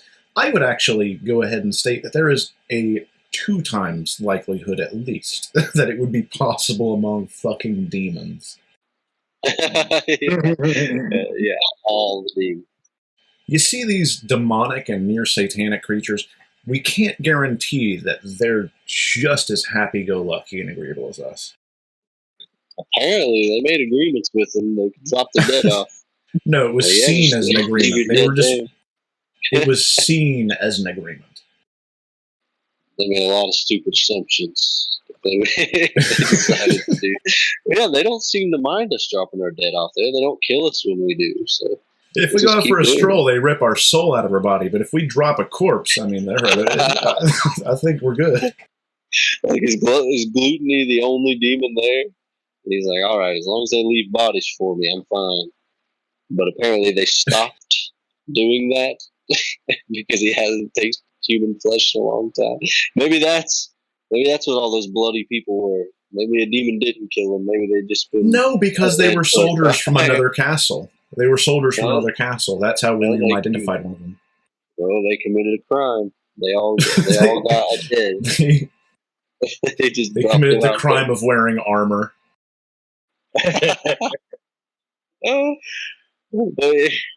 It seems like it's trying to say it's just with Gluttony, unless, like, because there's no real mention of any other demons so far. I don't know. It just seems way too specific and general at the same time. Most of those who had gone to drop dead criminals in the Nylons always talked about gluttony. Yeah, there we go. Okay, what? They always encountered gluttony. What? Yep. Yeah. Yeah. Come on. Oh, yeah.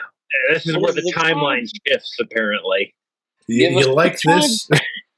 You like this coherency? I do. I love it. Sometimes he would walk up to them and smell them as if he was struggling to restrain himself from eating them. It'll be why? It'll be like one saying, "Since I can't eat it, let me enjoy the aroma that comes from it." Yeah, that's sure a saying. That is definitely a saying. That is not a saying. Even though there had been an agreement so many years ago, so they not only saw it as an agreement, but they did make an agreement so many years ago. With gluttony, I'm assuming, since he's the only Gluttony still went to these humans and displayed acts that showed that he wished he could have them for his meals.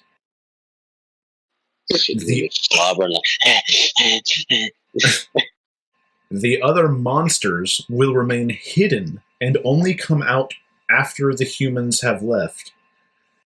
But before the humans would have left, Gluttone would have started eating the remains.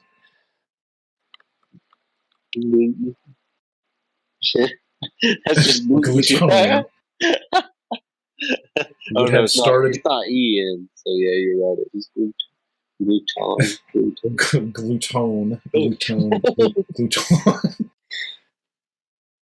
would have started eating the remains of the criminal that was dropped there and might have eaten a great deal before the others would join him. So there are other demons, but nobody sees them because Gluttony is the only one. But also this means that Gluttony has tasted human flesh constantly. Many times, and people have met him many times, but aren't afraid of anything happening, so they didn't fortify the fucking defenses very much. But also, he's just a rumor. Yeah, no, and so are the demons. That's the catch there. It's also a rumor. So are the demons. How long ago? Who knows about this? Why is William fucking rambling about this as though it's common knowledge? And yet it was a rumor and he didn't believe it. What?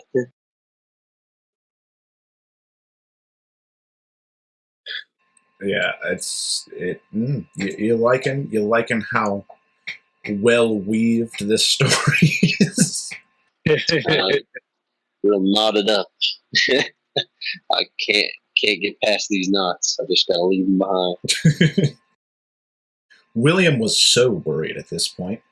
Gluttony's greed had finally gotten over him since he had broken out from the boundary of the Nylons and had started double-spaced, attacking humans. Like, those rumors are way too specific. That there was an agreement and that he would eat dead people that they brought there, and that they wanted to eat him, but he wanted to eat them too, and would start eating before they left. Like, that was way too specific for him to just be like, I don't believe it until I go out there and see it for myself. Well, not to mention, why the fuck would an entire kingdom dedicate, like, military force to make a wall and guard a wall for a fucking rumor? I don't know, it wasn't a rumor back then. But why would they forget about it? Well, they're still doing it. They're still doing it. How would they forget that it was real? Like, the king that came this time was just like, no, actually, I don't think all those other kings were really serious. They're just guarding the wall for no reason. Like, again, in Game of Thrones, in Game of Thrones, the wall's there, and they're guarding it, but they're more worried about the wildlings, and the White Walkers are a rumor. But this is like if they didn't believe that the White Walkers were real, but they also were constantly sending in babies for the White Walkers the entire time. And the fucking Night King was just there to pick it up every time. Yeah, like, and they just stopped one day, but they still constantly send people out there for a different reason now. Like, he said the only reason they would go across is to drop dead people, but nowadays they're just sending people out to scout who die. Which, according to that quote-unquote rumor, would also be pissing the demons off. It would also be gluttony, because he's the one who gets everybody first. And so if anybody came back alive, they would know about him being there, and this would not be the first time this happened.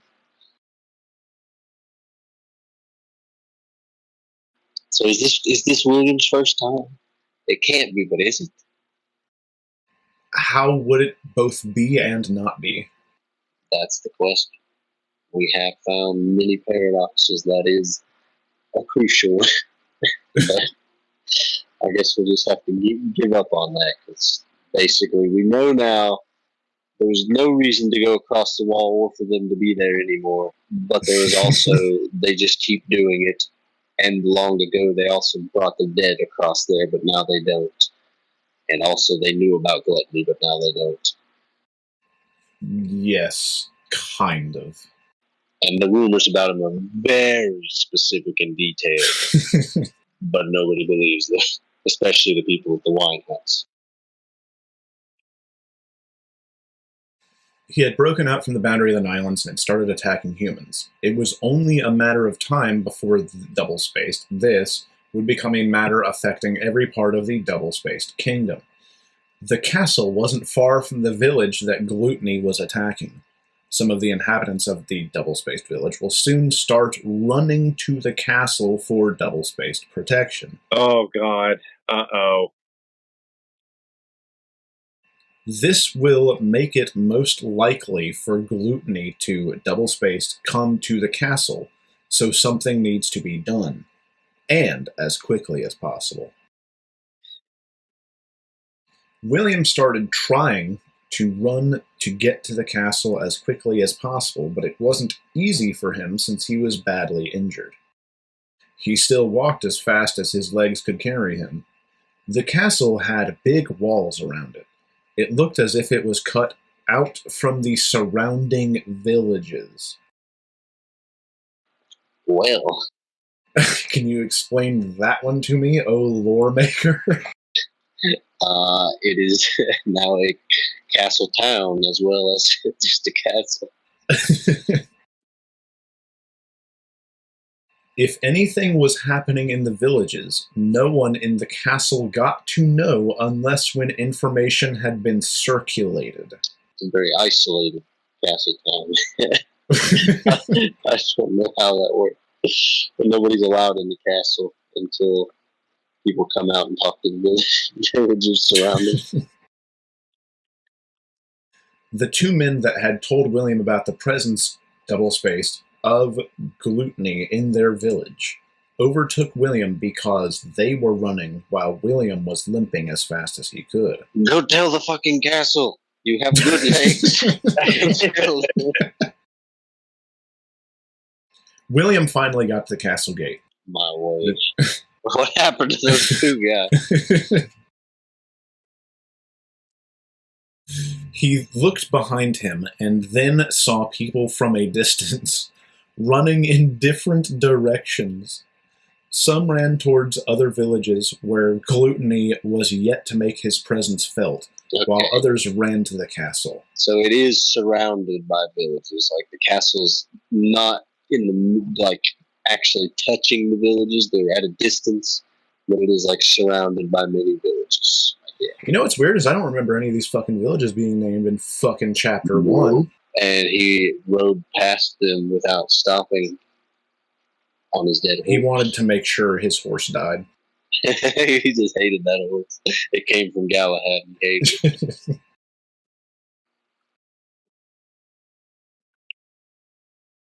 The men that had run ahead of William were not allowed passage into the castle. Okay. Hey, look, we got some consistency. We got it. I like it. Immediately, William announced his presence at the gate. They opened the gate immediately for him to walk in. He then instructed the soldiers at the gate to allow those men that had run ahead of him into the castle. The men were allowed in, and then William started limping towards the biggest building in the castle. I am really fucking tired and annoyed of these just run-on duplicating sentences. It's ultra descriptive of such strange art. Is there a way to check a fucking word count on Acrobat? No idea, but I feel like we could rewrite this pretty quickly by just leaving all the extra sentences out. It would be like a quarter of the size. He had to see Henry as soon as possible so they would get ready to fight Gluttony when he eventually came to Fort Clifton. Okay, so yeah, this is going to be the battle between the fort and Gluttony. That's what you guys are talking about. It's coming. Yeah, it's building. It's building very slowly. Henry was sleeping comfortably on his bed, and as a reminder, he's standing upright sleeping with coverings, T-posing in his 4-post hammock bed when William walked in. He had the bed sheets covering him from his waist to his feet as he slept, which I think is fucking impossible and breaks gravity. No, he tied bed sheets around his waist. You're going to find out why that's wrong. William walked into the room and then walked towards the bed. He was still limping. He then pulled off the sheets of the bed to expose Henry to discomfort. Now, he could just say he walked towards the bed. Why did he just walk towards it but was still limping? Now, I need you to recognize what's just happened. He is wearing the sheets from his waist to his feet, defying gravity. He then walks over to the sleeping man, pulls off the sheets to expose him to discomfort. Why would you do that? Well, to wake him up. Why would you just rip off the fucking blanket and expose his naked ass body? Obviously, he's not following conduct here. He's freaking out. He's just gonna tear the sheet that's tied around Henry's leg as he's standing up sleeping. He must have like ropes fucking hanging from the top of his bed, holding him up nicely. Oh, God. Oh, I have to see that one day, animated. The man fucking sleeping standing up. You can sleep sitting up. That's a thing monks do. I think I mentioned that. Well, yes, sitting up, but like there's a lot more tension like in your spine than there is in like locking your legs. Yeah, like for the entire time, and on top of that, that is maintaining perfect balance on a fucking. You have to lean against the wall. I could see that. Your legs would probably fall out from under you unless you. 4-post. He's standing upright. How the fuck is he leaning against the wall? Oh well, that's what I'm saying. Might have some straps. He's strapped up. He's just hanging from the fucking ceiling. Hold on, let me get down with my straps. Yanking the sheet off me like that. I was having a dream I was riding my horse. It's impossible to do while laying down. He really likes it. He wants to dream about it every night. Henry turned around and opened his eyes sleepily. He looked surprised to see William. He sat on the bed immediately as he looked at William. He could see injuries all over William's body, and William's clothes looked tattered and torn in different places. It's proving that he was standing up because he had to sit down. It would say he sat up on the bed if he was laying down, but he sat on the bed, which means he was standing up. And William's clothes looked tattered and torn in different places. So was he not wearing armor? Did he lose his armor? Maybe again, it's just like two little chest things or something on top of his clothes, like with cord. It's just a breastplate. It's just a chest. Just like the bare minimum of defense. No wonder you never get a scratch. You're wearing gloves.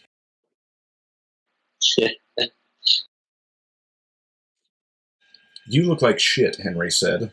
What happened to you? Henry asked immediately. I went into the Nylons, William responded. Oh, no. What? You mean you became so crazy enough to go into the Nylons? What for? Okay. Henry asked in shock. Was he just supposed to scout outside the Nylons?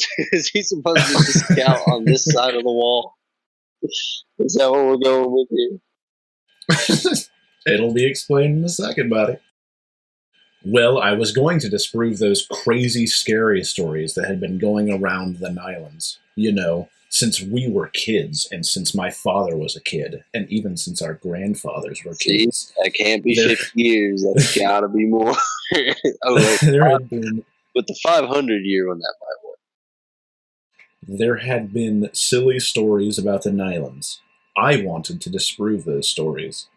I believe, in fact, I know I had a friend that was once thrown into the Nylons after he was executed. No. No. Yeah. They don't do that anymore. Come on, William. They stopped. Timelines have merged. Oh my God. I wanted to show how unrealistic that culture of throwing dead criminals into the Nylons is, but we ended up getting what we never expected. The men with me died. I played a smart one at Glutonia. He did not play a smart one. He fucking ran. He ran. Which is why I survived, William explained. I knew it. One day you'll get yourself killed with your crazy attitude. Why is he so sure of that phrase, played a smart one, that he's used it 3 times? Why is he so sure of it? Why is he that comfortable with that phrase? Fucking hell. One day you'll get yourself killed with your crazy attitude. What the hell were you thinking? Your father, the king, sent some men here yesterday to look for you, but I had to look for a good lie to cover you up. Which king is this? What's his last name again? I didn't know you were on your way to the Nylons around when they showed up here. Now, do anybody remember what Henry gave him the orders to do? He gave him a piece of paper with 3 names to go scout the Nylons. All right. Is that what it said? Okay. Yeah. All right. I love it. I love it so much. Why? Henry, dementia.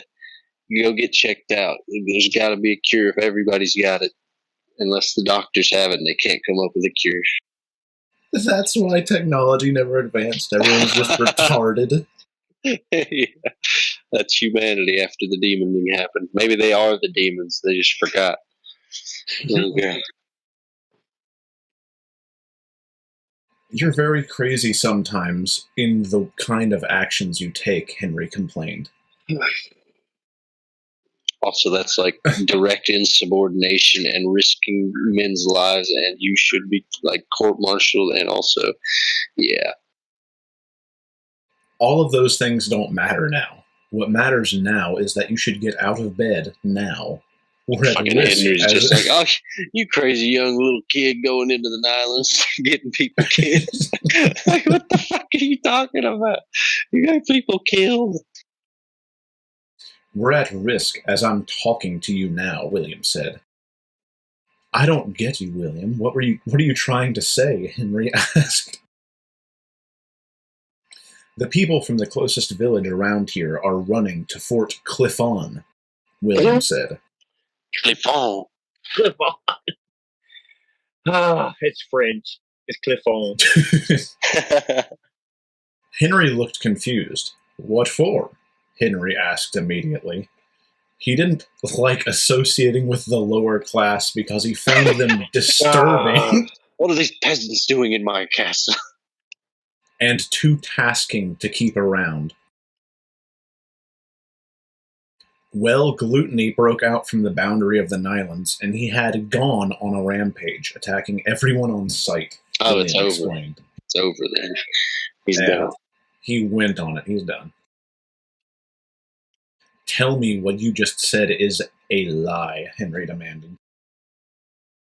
Well, if it were a lie, I wouldn't be here waking you up from your beautiful sleep, William disclosed. It was a secret. Yeah, his sleep should be a secret. You incited this with your crazy, inquisitive attitude. There are a lot of stories out there about our history and traditions, but you have this way of thinking that you believe to be scientific and logical. You always try to get proof for anything before you believe it. Now you've unleashed havoc into our quiet kingdom, Henry said. Henry, you believe in the demons and the seven sins then? What are you doing, Henry? What's going on? Come on, this kingdom had never been that quiet. We've a problem here and there from time to time. There are bandits at different points. Demons in the Nylands. William was still talking when Henry interrupted him. It is so funny to see that you now believe that demons do exist in the Nylands, Henry interrupted. You've always said that demons don't exist. Now you do believe at the expense of the life some crazy people like you who choose to go into the Nylands with you. You sent him in there, Henry. Stop pretending. Stop pretending. Gluttony has always been a greedy demon. While other demons are contented with the dead criminals brought into the Nylands, Gluttony always wants to have a taste of living humans. He had a strong urge to break the agreement the demons had with humans many years ago. Henry, you're dropping the ball here, Henry. You know you have an agreement. You're dropping the fucking ball here, Henry. Like, why is the king not on this? Why have you and the king not gotten on this? If this was always a possibility. If one guy going into the demon lands could cause this, even though people regularly go in to drop dead bodies. Yeah, well, not only that. So he's arguing that this is because William just waltzed in there, but they have been sending scouts in constantly. Constantly. He's the one doing it. But he knows. What's he scouting if he knows? He's the leader. You're not like the fucking captain getting told by the commander to send people in there, even though you know they are, but the commander doesn't believe you. You are in charge. You know there are demons. What are you looking for? What are you doing? And now you're saying... not only him, the other castle was doing it too, because all of their soldiers were out in the demon land. What the fuck is with these fucking leaders of these castles? What are they doing out here? How long have they just been fucking around waiting to find out? Yeah, like, they know there are demons, and they're just like, let's keep sending people in there. Let's piss them off. Let's see what happens. If we feed them enough fucking scouts, they'll leave us alone. Like, come on now. Gluttony is the only demon whom we have seen his face. He is the most popular demon. He wins everybody. He wins every contest. Everybody loves every pageant. Do they have demon popularity contests? Oh yeah, he's the most popular. Everyone loves seeing them when they go in there wanting to eat them alive. They love it. He's the president of the Nylands. He has an 82% approval rating. He is the most popular. Of course, there are other demons in the Nylons, but they remain hidden, and even when we bring the dead criminals, they remain hidden until we're gone. Before we take our leave, you see Gluttony eating the flesh of the dead we brought. Of course, this would have been after a moment of sniffing through our scents, as if we were delicious stew. Of course. All right, so I guess we just kind of have to assume the entirety of those early chapters has been completely eradicated and changed now to where they no longer have been sending scouts in there. He didn't tell. I have an easier idea. To explain all of this. So imagine you're playing a Zelda game, and then about a third of the way in, all of the other games' timelines just come crashing into that motherfucker. There it is. But because of that, we can assume now all that they do is just send dead bodies in there, and he was having fucking William scout outside the wall, or maybe on top of the wall, but not in the Nylons. So that's what's going on here. Nobody's scouting. But that would mean that everything up to this point is wrong. Which means there is no child. They didn't go hunting. No. It changed before that. That, like, I'd say around. What do you mean changed before that? Because after that, we have two fucking kings. And if you want to agree that there are two kings, then you relent that. Yeah. But that would also mean that that would mean that someone was running away from their castle and the Nylons because they were attacked by a demon, which couldn't have happened yet because William didn't fuck up. Yeah, no. See, they went into the Nylons just like William did and also fucked up. But but Gluttony didn't go on a ramp.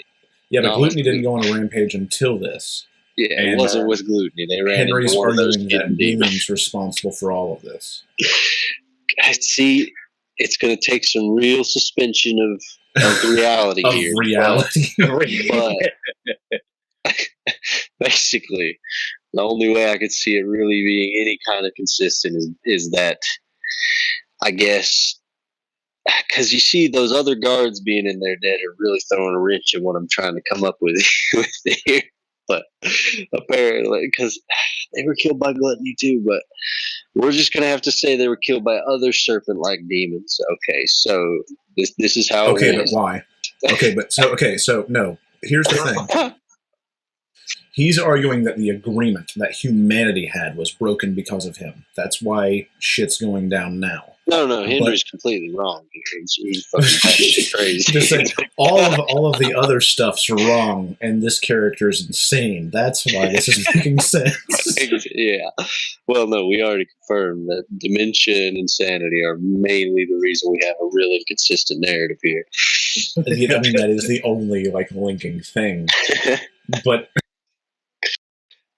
what I'm saying is the demons would have been present outside of the wall well before this, if that was the case. No. The other demons would have gone into a shit fit. No.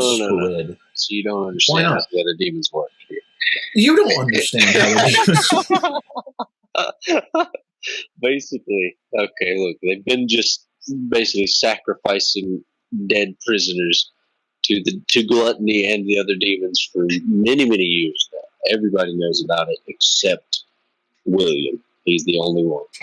Everyone else is in on it. It's just the prince, the guy who should probably know how their kingdom is run. They've been keeping it from him. Doesn't know it. They didn't want him to report it back to the king because they don't want anything to get disrupted here. They're happy just drinking every day, hanging out with rats and bugs, and in their shitty castle, they're just happy. So they don't want the king find out, so they've been keeping it from the prince. So what have they been doing? Hey, we need all your corpses. Don't ask why. Just bring all your corpses. Those aren't actually criminals. They just sacrifice the random villagers in the villages surrounding their castles. That's why they're villages. Basically, they've been sacrificing for many years, and Unless the people in the villages are just all fucking depraved and constantly committing crimes, which I could also go for. Okay, but how would it possibly be kept back from the king and everyone else? Well, see, they pretend it's a rumor. They tell everybody. Hey, quick question. Yeah. So you know how Alegord was telling the king, "Hey, there's some fucking demons going on," and he acted like he knew about it? He believes the rumor. He believes it. Some people do, some people don't. He believes the fact that it's only a rumor to him. The ruler of the kingdom. Until he found that wounded guy, which this is where he knew about before Alegord even came to him. Well, no, I'm talking about Galahad. Galahad. Who's Alegord? Alegord is the son. Okay. Wait. He's the bastard. He's the bastard that killed the pacifist. Okay, yeah. Okay, so basically this I forgot he existed. It hasn't mentioned it's so long. He's pointless. Alegord is the most worthless character. He's supposed to be the main character, but no, he's not. He's just a bastard that shows up, gets into a fight with some mimes, goes to a village, kills the mimes and a pacifist, and comes back. He's not a pacifist, he's a coward. Coward. Okay, but basically, something fucked up when they were delivering a dead body one time. It was probably that whole group of guards from that other castle were delivering a bunch of dead bodies, and some of the hidden demons, not Gluttony, came out and just started attacking because they wanted the bodies before Gluttony. They were starving. Gluttony's been eating most of the bodies. So they attacked that whole troop, and one of them got away, and that's our guy that Galahad went and saw in the backyard of his brother. Okay, so that's where that happened. That's how this is all wait. Hold on. Not to interrupt you, but no, that's okay. Let me get Let me get halfway through this paragraph before you continue your thesis. Before it changes the entire thesis, okay. Because it's gonna. There were times he would go as far as scratching the body of some of the men that brought the dead. He had a strong instinct to attack living humans, but the agreement was the only thing holding him back. Now, you went down there without any dead criminal. You broke the code upon which we agreed to make the demons remain within the Nylons. Gluttony had a taste of living humans. He enjoyed the fresh flesh, and he wanted more. It'll only be a matter of time before other demons join him. All of this because of your foolishness, Henry said in disappointment. Humans and demons can't live together. The Nylons belong to us, and I believe this is our time to take it from them. We can kill all the demons and possess our outlands back, William said. It's a fucking desert. You don't need it. You don't need it. He's just trying to make up for it, just cover it up. It's a good thing this happened. I mean, the entire continent is the size of Hawaii, so I guess every amount counts. Now, this hasn't changed my thesis at all. See, even though Henry thinks William's the first one that did it, it was actually that other group, and we proved that because they were found there dead when William went in. So they had. But here's the thing: but if the other demons killed them, they would have gone and told the bigger boys, "Hey, the agreement's broken. Let's go kill." Hey, we don't know the demon culture. They might have just, gotten real hungry and only killed them and didn't eat them. Okay, let's say you're an evil creature. Let's say you're an evil creature. Right? I know. Okay, so let's not even say that they're directly associated. Let's say you are a orc, and a human just walked into Mordor. You're gonna be like, "Hey, I'm gonna go tell Sauron we need to fucking go crazy." This is the one thing stopping you from being held in a shithole of a desert. You would go find them and be like, "Hey, we can go now." Look, there's no reason for that agreement in the first place because the demons could just fucking kill them all. No, it's fucking stupid. There were originally only 7 demons, and they just fucked off to the desert. I think they're just having fun pretending to. honor an agreement here. Okay, but why now? Like, why? But also, now? it really depends on how it goes with Gluttony and this battle. Like, if he gets defeated easily, then maybe the demons were right to try to fucking honor an agreement. But if he just like devastates all of the humans, then there was no reason for an agreement. It could have just came down and killed them all. You'll find out. But yeah, that, I mean, kind of could work if we assume, that all happened, but also doesn't work because it's insane. It's incredibly stupid. It's hilarious that Henry is backtracking and pretending he's not responsible. He sent them out there. This one time they went scouting and it went too far, and now he's pretending like he never sends anybody out there. He's already getting his story straight for the king. Just listen to yourself. Sometimes I wonder if you're a prince. Do you think it is easy to kill a single demon? Fighting a single demon is just like fighting about 500 soldiers. This also means that he knows how difficult it is to fight a demon. Do you have a reason for that? Well, he's just assuming. Oh, it's really my thesis didn't hold up immediately. I still think it fits a little bit better if we think they haven't been scouting this whole time. Like, now it works better.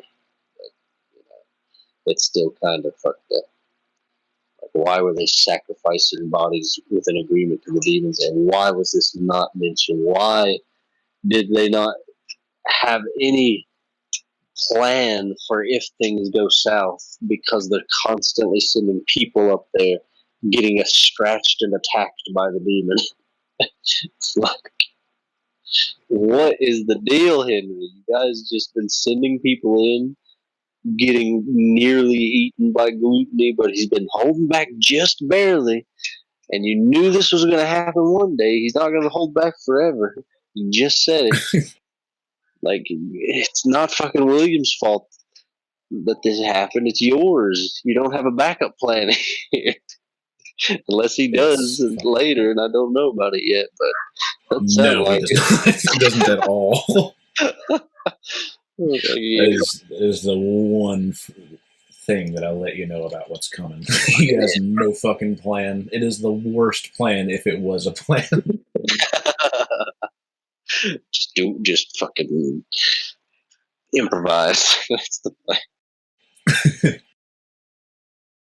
Fighting a demon like Gluttony that is crazy for human blood will look like fighting 5,000 soldiers, Henry complained. William looked lost for words. He scratched his head. Well, we can't remain here and wait for Gluttony to come and kill us all. You've to mobilize the soldiers within the fortress and fight Gluttony. You've to kill it, I mean, William said. Henry got off the bed and changed into another were. William fixed his gaze on him as he changed into another were. William, don't be staring at your captain while he's getting naked. Hey, I'm not your wife. You're looking at me as if you'll get an award for looking at my dick. It's 11 inches. Oh, just get dressed up. I'll be waiting outside, William said, and then walked a few steps to the door through which he was meant to leave the room. He turned and returned to look at Henry. I'm into women. I can never be interested in your goddamn dick, William said, and then turned. Sure. He started walking to the door and left the room. What a crazy fellow, Henry said. Henry was now dressed. What a crazy fellow. Brought the demon of the demon lands down on us all. Oh, that's a silly prince. Henry was now dressed. He then went to the spot in his room where his armor was hanging. I'm pretty sure he's used the normal, like the American spelling for armor, but now he's using the English spelling, was hanging. He stood there looking at it. It had been a while since he had any reason to wear his armor. Am I insane for thinking that he was wearing his armor when he went to the feast in Chapter 2? Feast, yeah, I think he was. How long ago was that feast, though? From the sounds of it, like a fucking week at most. That's a while in this, because being very far from the castle is an hour. So being a while ago is like a couple days. They exaggerate constantly. But William seemed to have starred everything up. I just want to make sure.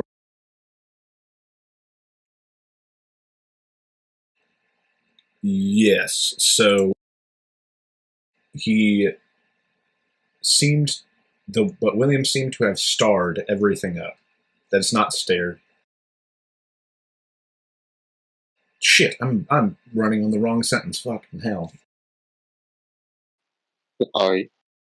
Yeah. The kingdom had been somewhat peaceful, and he would have preferred it to be that way, but William seemed to have starred everything up. Henry then wore his armor. Like what does that mean, started everything up? Like a lawnmower. He started everything up. Henry then wore his armor. After wearing his armor, he took his gaze to where he kept his sword.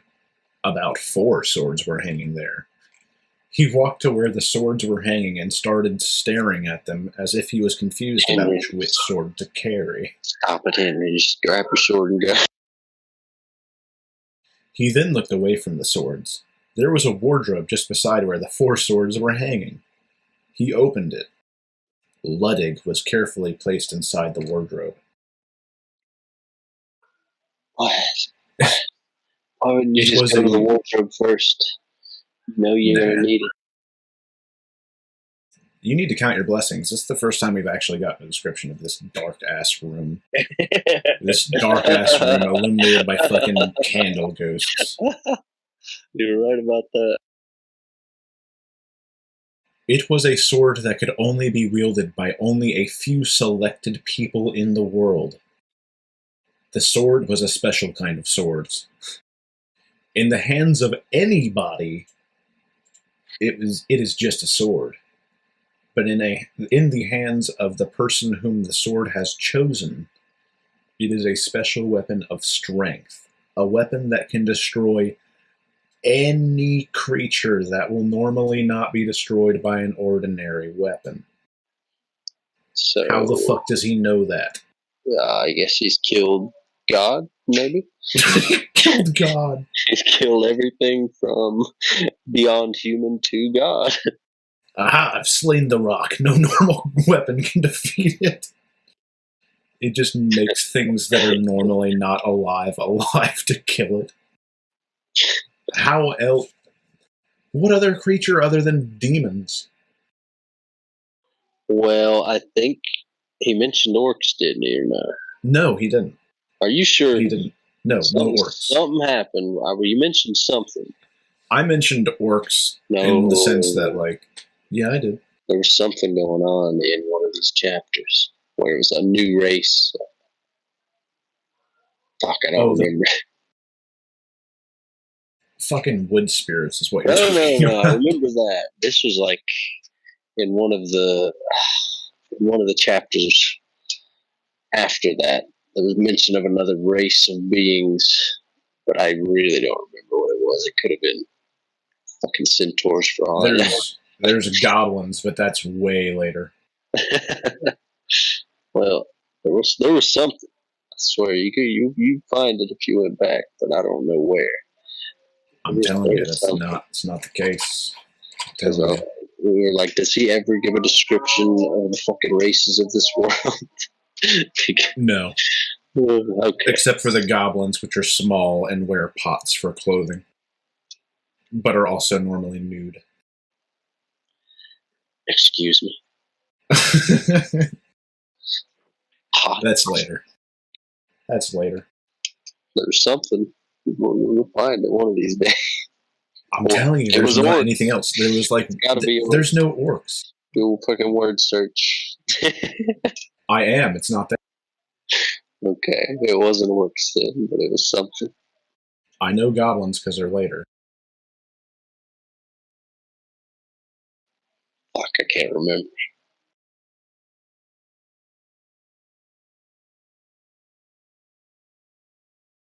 Look, there's elves, there's giants, there's goblins.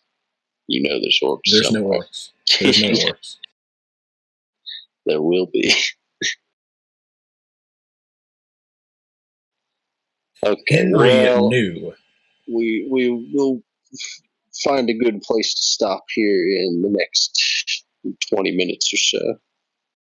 Yeah, by 20 minutes. I'm thinking if we get to the point where Henry leaves the tower, we'll stop there.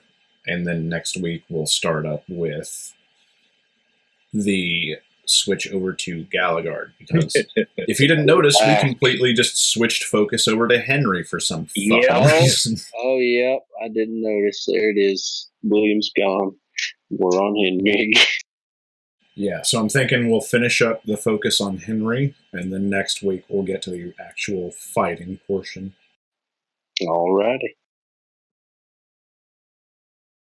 Henry knew that an ordinary sword could never pierce through gluttony. He was a demon that had lasted more than a century. How much more? I wish we could get specifics that were true. He just showed up one day about 101 years ago.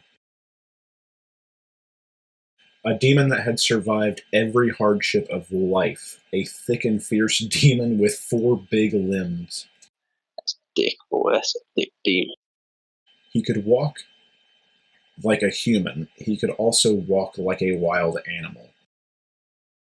The author, I don't think, understands that not all animals are quadrupeds, but that's fine. He was faster when he walked like a human. Don't you know which is wrong. Yeah, no, that next part. Faster when he walked like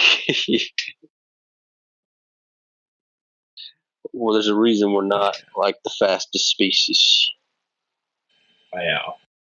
But when he walked with his 4 limbs, he was always a bit slower.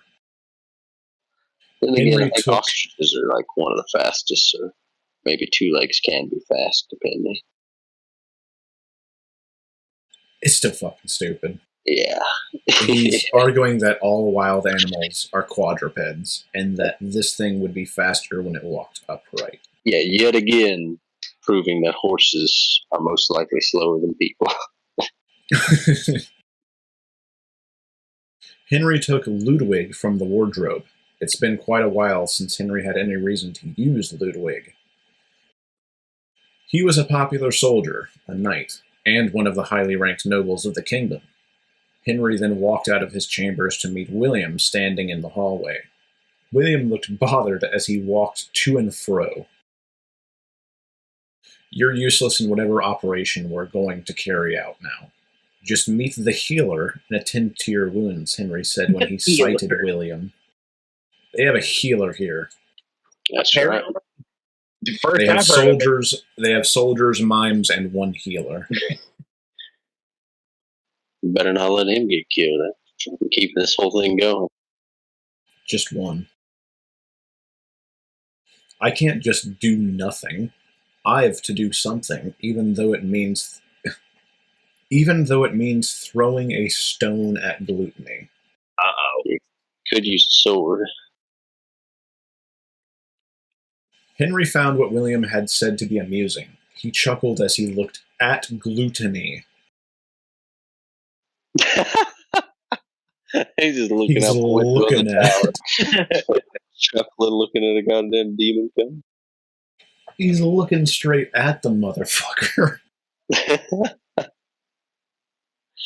Okay, that's he now thinks fucking William is gluten.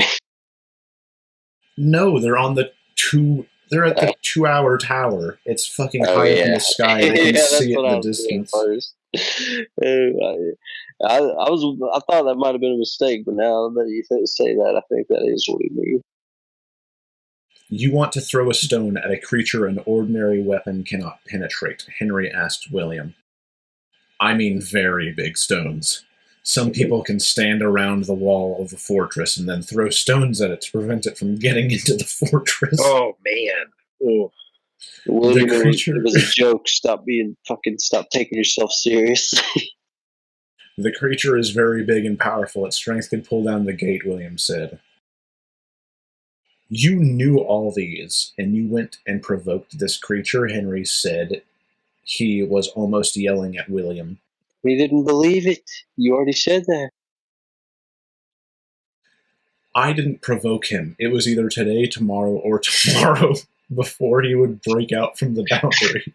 Either one of those tomorrows.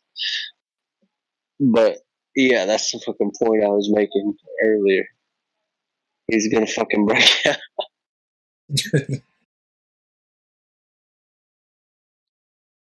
My father is now very sluggish to carry out the execution of criminals. Go to the palace dungeon.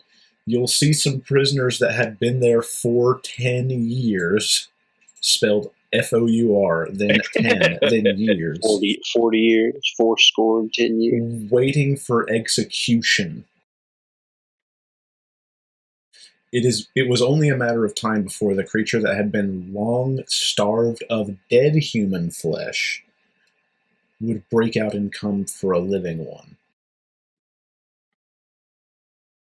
So it is now also long starved of human flesh in general.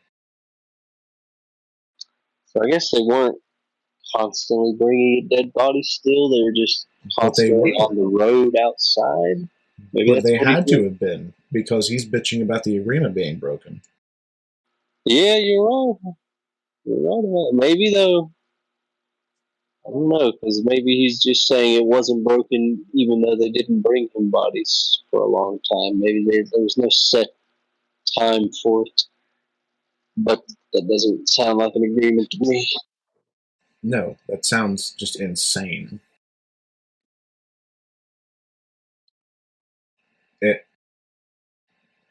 But they knew about this. They were talking about this. Henry said, because you didn't bring a corpse, you fucked us all over.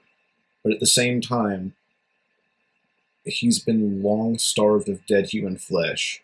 But he clearly knows about them doing it constantly. To the point of where Henry knows the look of that motherfucker. And that it goes around sniffing and scratching people as it waits for them to back off. I mean, I guess so. It doesn't really, there's nothing saying he has to do it every fucking year, one sacrifice per year.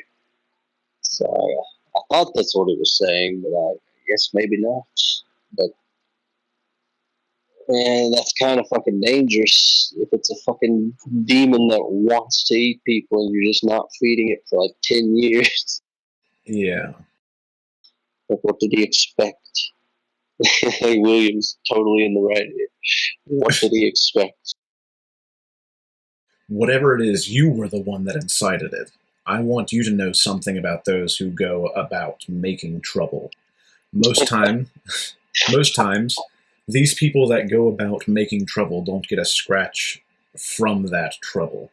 The people that get badly affected are those who know nothing about this trouble, those who had nothing to do with it, Henry explained. Well, I can't agree with you on this one. I already had a scratch. You can see it all over my body, William defended. Cocky bastard. Henry gave him a disappointing look and started walking away. Where are you going to? William asked in a loud tone. Henry continued walking into the hallway without stopping or turning to look at William. Get attended to by the healer, Prince, Henry responded while still walking away. Where's he going? He's going to fucking take care of business. Fucking Henry we're talking about. The dementia-ridden, old, decrepit fuck at the top of a tower. Sleep standing up, motherfucker. Oh, that's funny. But he's on par with Cord, you know, and he's got that sword. Oh yeah, he fought 100 men at once. Yeah, that's enough to kill Glutony. I mean, he went face to Cord.